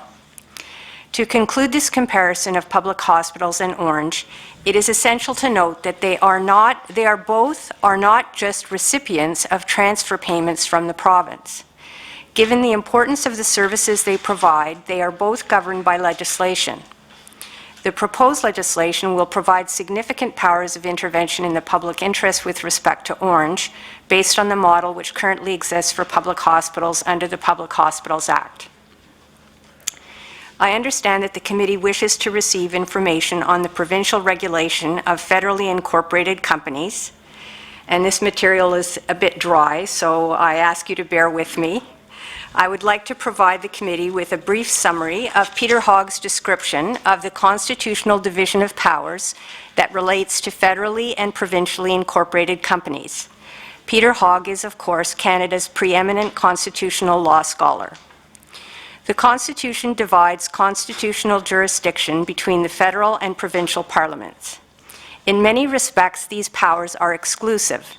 For example, the federal parliament has no jurisdiction over driver licensing, and the provincial government has no jurisdiction over criminal law. However, there are many subjects that can be said to have a double aspect in which both levels of government can legitimately legislate, so long as they do so from the perspective of their own area of constitutional jurisdiction. A good example is the provincial driver licensing prohibition on careless driving and the similar federal criminal prohibition on dangerous driving. With respect to company law, both levels of government are constitutionally authorized to legislate. The provincial legislature has jurisdiction to authorize the incorporation of companies with power to operate within the province, and other provinces may authorize out-of-province companies to operate within their jurisdictions.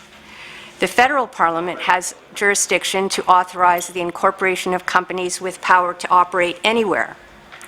Both levels of government have legislation for the incorporation of companies that provide for the structure, powers, and capacities of these companies. Potential companies are free to seek incorporation under either federal or provincial law, regardless of which level of government has constitutional jurisdiction over the business activities of the company. For example, a telephone company can be provincially incorporated even though its telecommunication activities fall within federal jurisdiction. And similarly, a private school could be federally incorporated even though its education activities fall within the province. However, the provincial legislature is not constitutionally authorized to impair the core aspects of the federal company law power. That is to say, to change the essential company law aspects of a federally incorporated company. For example, provincial legislation which supplants the powers of a board of directors authorized by federal company law would unconstitutionally intrude on the federal power over federally incorporated companies. So, in summary, a distinction needs to be drawn between constitutional jurisdiction over the activities of federally and incorporated companies and constitutional jurisdiction over the company law aspects of those companies. Since the provision of ambulance services is within provincial jurisdiction, the provincial regulation of ambulance services applies to an ambulance service provider, regardless of whether it is federally or provincially incorporated. However, in regulating ambulance services, provincial legislation may not impair the status and essential powers of a federally incorporated company, or in other words, its governance. Bill 11 contains several provisions which could not be enforced against a federally incorporated company. First, Cabinet's power to appoint a supervisor in the public interest who would have the exclusive right to exercise all the powers of the board of directors. Second, Cabinet's power to appoint one or more provincial representatives to sit on the board of directors and who would have all the rights and responsibilities of an elected member of the board. Third, the minister's power to issue directives to an air ambulance service provider in the public interest, where the directives would affect the governance of the federally incorporated company. And fourth, Cabinet's power to enact regulations regarding the letters patent of Orange and its bylaws, insofar as these would affect governance. How much time do I have left? 2 minutes. My share of time, so. You're very kind. Thank you. I only have about 2 minutes left on the subject of continuance. So now I would like to say a few words on the legal concept of continuance, which is also somewhat dry but very brief. It is legally possible for a corporation which has been incorporated under the laws of one jurisdiction to be continued, which is the technical legal term, as if it has been incorporated under the laws of another jurisdiction. A continued corporation retains its status as a legal entity, its property, and its liabilities. In order for this to happen, there must be enabling legislation in both the exporting jurisdiction, which is where the corporation was established, and in the importing jurisdiction, which is where the corporation wishes to be continued. Orange was incorporated federally and is under the jurisdiction of the Canada Not-for-Profit Corporations Act. This is new legislation which permits the export of federal corporations to other jurisdictions, provided that the importing jurisdiction, which in this case is Ontario, has legislation in place which mirrors the wording of the federal legislation with respect to the continuation of the corporation's property and liabilities and of causes of actions, proceedings, and convictions against the corporation, all of which are maintained on continuance. Our current Ontario Corporations Act, which is very old legislation, does not contain the mere wording. Our new Not-for-Profit Corporations Act does contain the mere wording, but has not yet been proclaimed in force. Bill 11 contains the mere wording required by the federal legislation, which is intended to enable Orange to be continued as if it had been incorporated under Ontario laws. Thank you again for this opportunity to address you, and now I would be happy to answer your questions to the best of my ability. Very well, thank you. And we'll go to the NDP, and you should have 14 minutes. Go ahead. My head's a little bit spinning with everything that you have given us, but I think I follow the gist of what you've said. I don't know if you've followed the debate in the House, but I have never seen a piece of legislation that governs something within the healthcare system that gives the minister the right to change the letter patent of a not-for-profit corporation. Am I right in this? Yes, I think so. So this will be the very first time that a piece of legislation that govern a health service gives the minister the right to change the letter patent. Where does this idea come from that we need to do that? Well, I think it's partly born out of the circumstances that preceded the introduction of the legislation. The letters patent, of course, is sort of the key corporate governance document. And there could be issues in the letters patent that could raise concerns. For example, if you go through the letters patent of Orange, as it is now currently a federal corporation, I'm just casting my mind back here, but at one point they provided that directors could receive remuneration. And that would, of course, is really not possible for directors of a nonprofit corporation.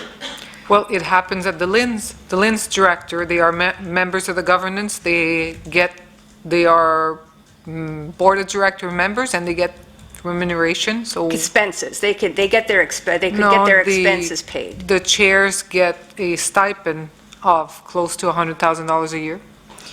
Well, I'm sorry, I'm not aware of that. They're governed by legislation as well. But in this case, if there were provisions in the letters patent, for example, concerning the remuneration of directors that had been set by the directors that were of concern to the ministry, then that is something that could be addressed. Okay. We went through all of the different parts of what is now Bill 11, the air ambulance. Where did those ideas that those particular part of the bills needed to be there? Like, how did it come to be that we were going to need the supervisors and appoint representative on the board and issue directives and all the rest of this? What's the connection here? What am I missing? Why do we need this? Well, you know, I think the way Orange was previously treated was largely as a transfer payment recipient. And it was a very large transfer payment recipient, and there was a performance agreement in place. But in case, with light to the services that they're providing, as I mentioned in my opening remarks, for example, contrasted with public hospitals, very similar setup. Hospitals are also transfer payment recipients and receive a very large amount of transfer payments.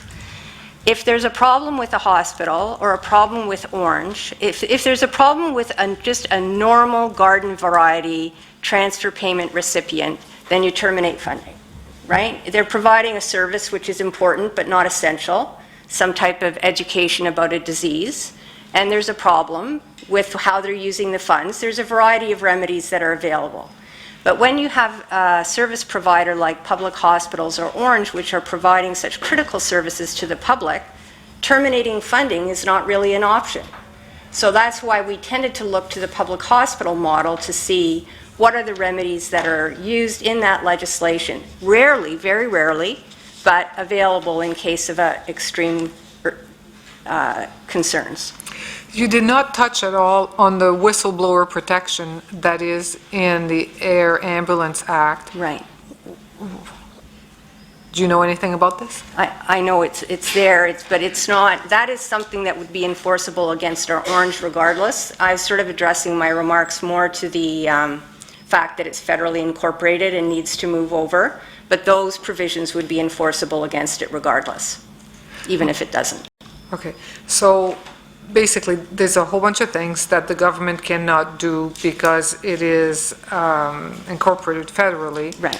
But there are other transfer payment agencies of the Ministry of Health that are legislated, we'll take hospital corporations, that are also incorporated at the federal levels, have been for decades, and the ministry never said boo about changing for the last decades or moving forward.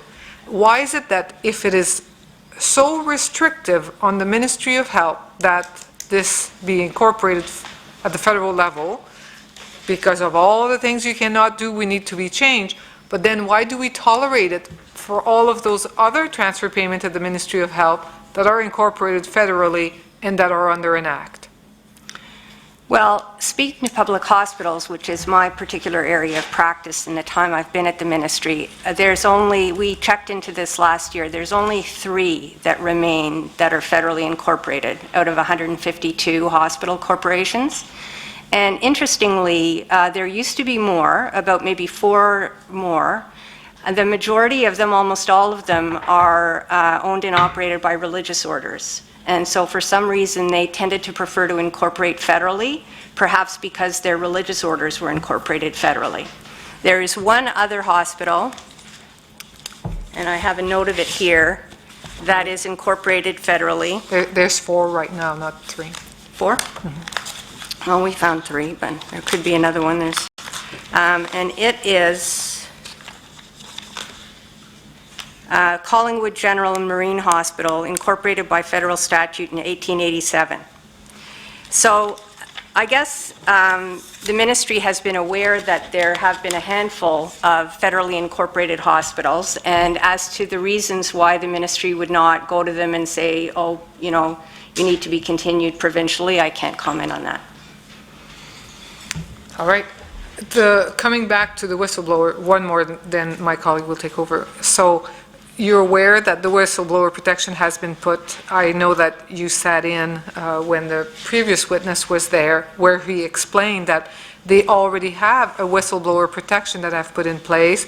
He is quite satisfied that what they have is quite robust and will serve basically the people of Ontario well.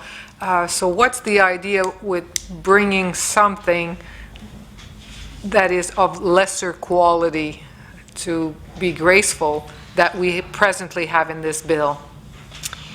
Well, I don't know when the whistleblower program was put in place at Orange. Of course, this bill dates back to the last year. As you know, it was introduced as Bill 50.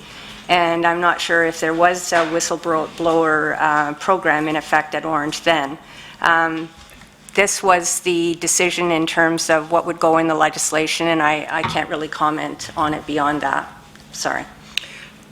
In your discussion to do everything that we're trying to do through the Air Ambulance Act, was there ever discussion at the ministry to say, well, maybe it's time to look at our other transfer payment agency that are also under an act to see if there is what I call little oranges out there? Has any of this been on your radar at all? Sorry, I'm not following you there.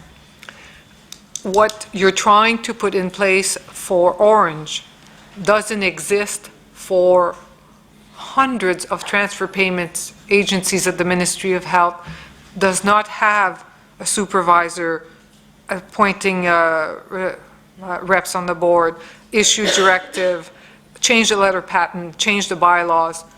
Most of the transfer payments agencies of the Ministry of Health is not allowed to do that to them. But we want to do all of this to Orange. If it is that important that it be there because of the fiasco at Orange, why isn't it important that we do it to the hundreds of transfer payment agencies that are out there where there could be similar issues? Well, these are very significant powers of intervention.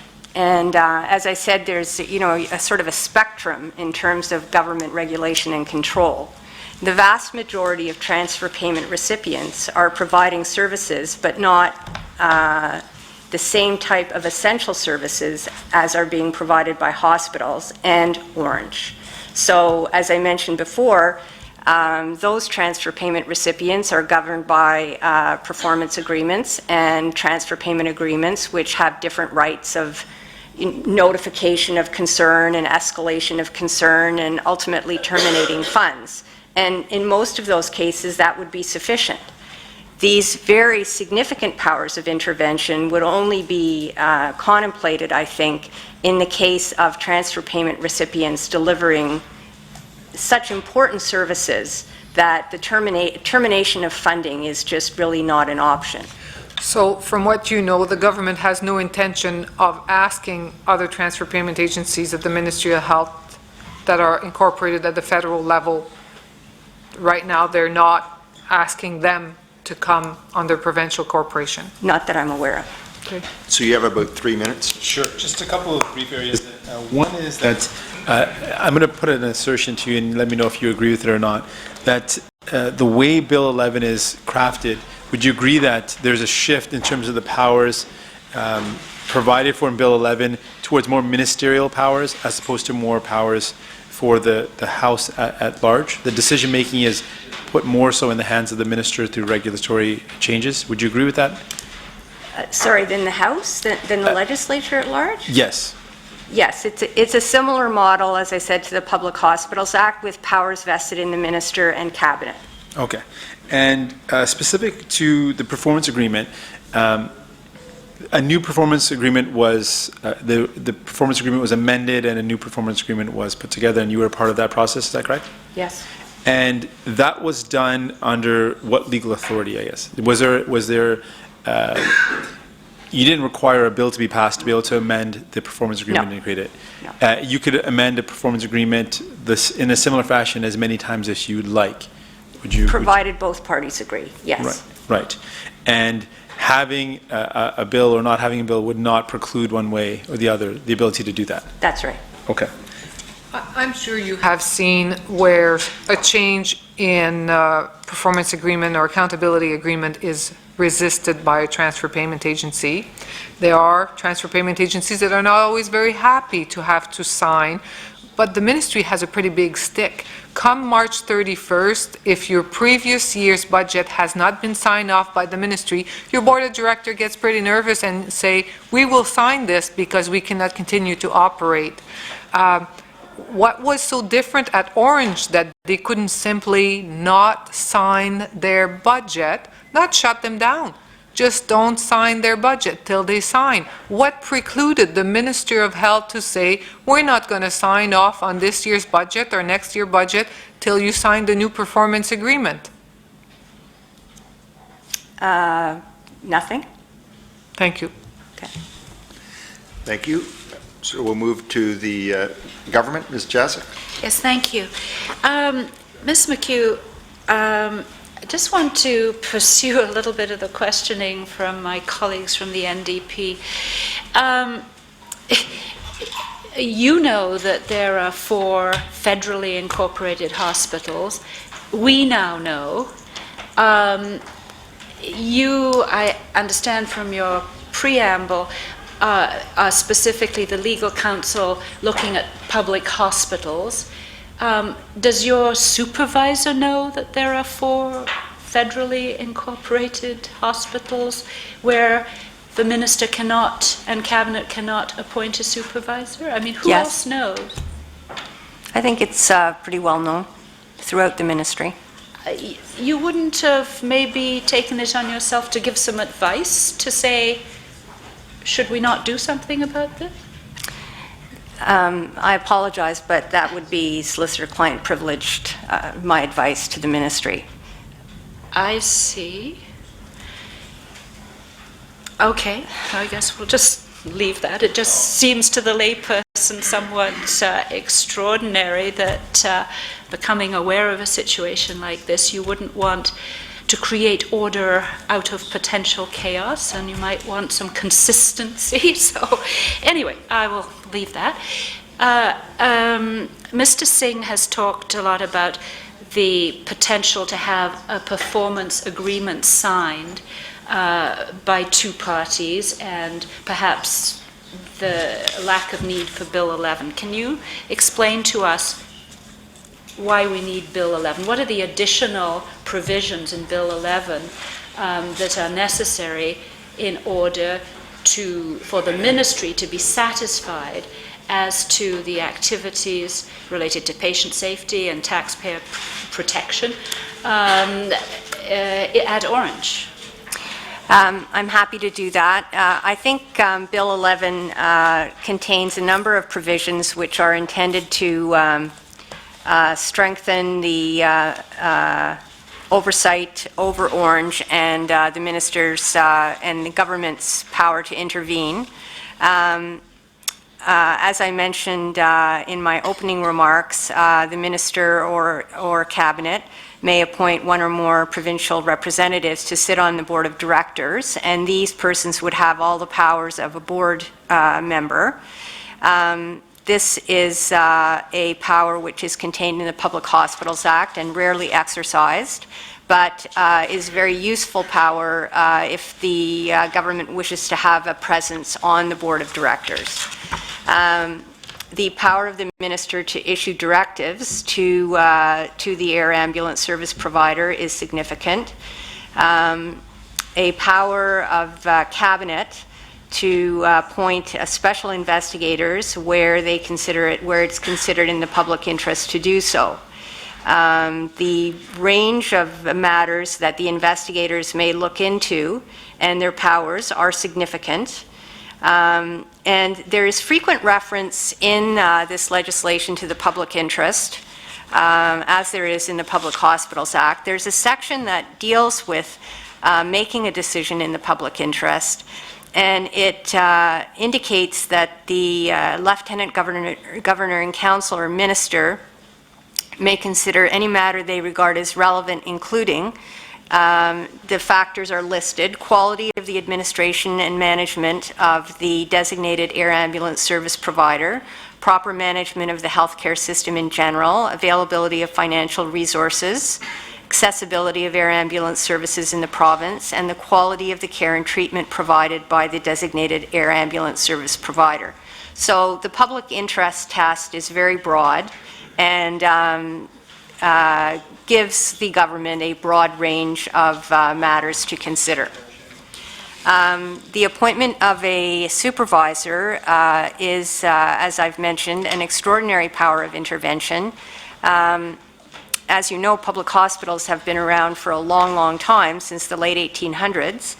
The first Public Hospitals Act was around 1931, but it wasn't until 1981 that the amendments were brought in with respect to investigators and supervisors. And the appointment of investigators, so 1981, we're talking however many years that is, 30-odd years, has only occurred under 20 times. So it's viewed as being very significant and rarely exercised, but there have been cases where Cabinet has considered it to be the appropriate step to take. There are well, of course, there's the whistleblowing protection, which Madame Gelina has mentioned, and the continuation provision, which I mentioned as well. There are also extensive regulation-making powers. So these are some of the provisions that would be beneficial that are included in Bill 11. Just to follow up a little bit on the whistleblower, or the independent ethics officer, I believe is that the term. This is service is being monitored by a legal firm, Grant Thornton. Is that correct? I'm not familiar with the particulars of what they have in place at Orange. I'm sorry. I seem to remember hearing that as well. So that isn't specified in the Act, that this is the No. way it will be done through No, an they've independent? created their own whistleblowing regime, as Madame Gelina indicated. Is there a provision in the performance agreement for Orange to report on the subsequent investigations subsequent to this independent ethics officer approaching Orange and saying, there has been a report of this particular problem, I want you to investigate? Does that information ever come back to the ministry? Is that required in the performance agreement? No, there's no specific provisions in the performance agreement about that. So there would be a possibility that the ministry would be unaware of how many whistleblower complaints there have been? The performance agreement does provide that Orange shall provide any further information or required by the ministry. So if that were something the ministry needed to know, that would be something they could ask for. They could ask for Yeah. and then receive? Yes. I see. Okay, thank you. Ms. Jasic, just to clarify Yes. your question where you were asked, and Ms. McKeogh cited solicitor-client privilege. The information that was sent to all people coming before the committee notes that witnesses must answer all questions the committee puts to them. A witness may object to a question asked by an individual committee member. However, if the committee agrees that the question be put to the witness, he or she is obliged to reply, even if the information is self-incriminatory, is subject to solicitor-client or another privilege, or on other grounds that might justify a refusal to respond in a court of law.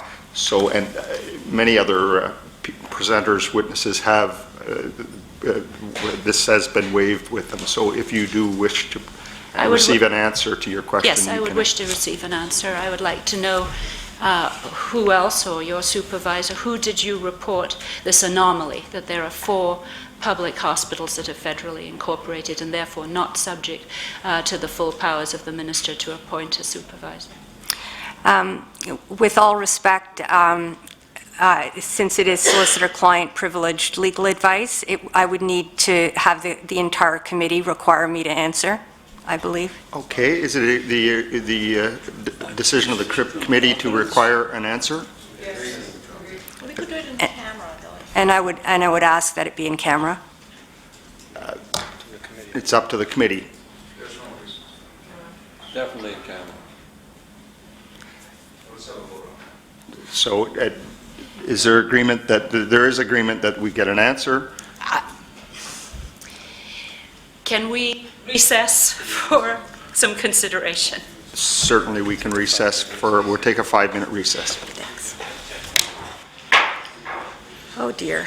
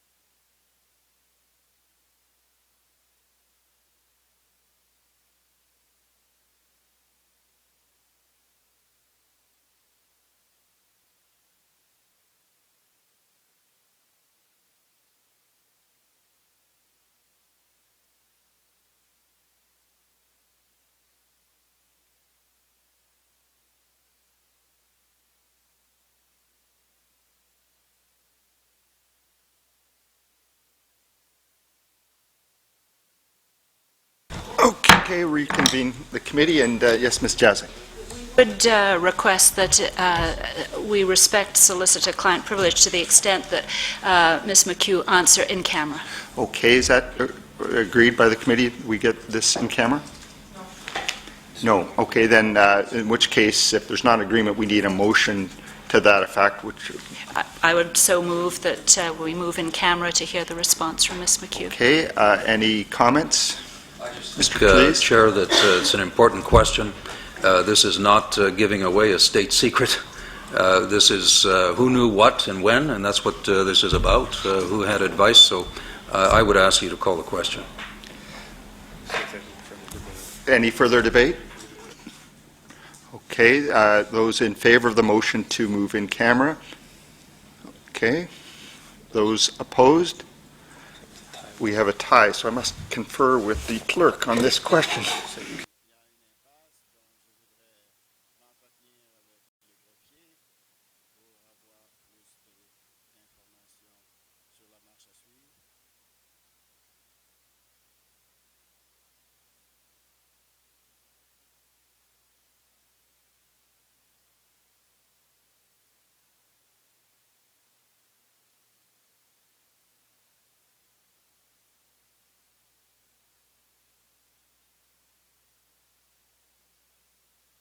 I will vote.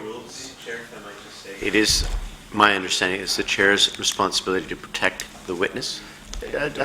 And I'm not listening to your advice, Mr. Quadri, but I will vote in favor of for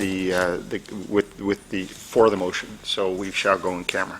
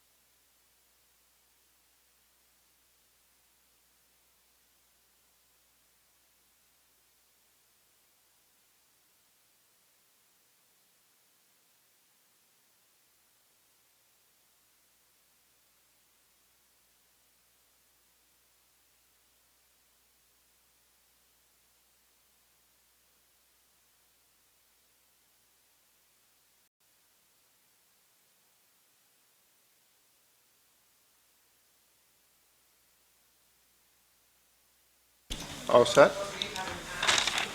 Okay, we're back in open session, and we'll move to the opposition. Mr. Cleese. Thank you. Just for clarification, before we went into camera, we, I think on the record, said that there were 4 hospitals that were federally incorporated. It turns out that there are obviously more hospitals implicated here because you indicated that the Salvation Army is one of them. How many hospitals under the Salvation Army umbrella does that include now? I think it's only the Salvation Army Toronto Grace Health Center. So there is just one? Just the one, yeah. Okay. You know, we don't have the time to pursue this to any depth, but one of the concerns that has been raised is that we can have as many performance agreements as we want, and you can paper it all you want. At the end of the day, if they're not enforced, if the provisions are not enforced by the minister or by the deputy minister or by the civil service who have the responsibility to ensure that that accountability and the oversight is actually exercised upon, what does it all mean? Agreed. It means nothing, right? Agreed. Yeah. Agreed. Is there anything, and perhaps you can give this some thought and get back to the minister, to the committee, in terms of what could be done to build some accountability measures into this performance agreement that would provide some motivation, if I can put it that way, for the minister, the deputy minister, those within the Ministry of Health who have that oversight responsibility, to comply and to actually do what they're being asked to do. I'd have to think about that, Mr. Cleese. No, please do. Thank you. Okay. Because I think that the new enhanced performance agreement, without that, just gives us more paper and just simply leaves us open to the next minister or the next deputy or the next assistant deputy to just simply ignore it and not do what they're asked to do and what they really have to do in order to enforce that agreement.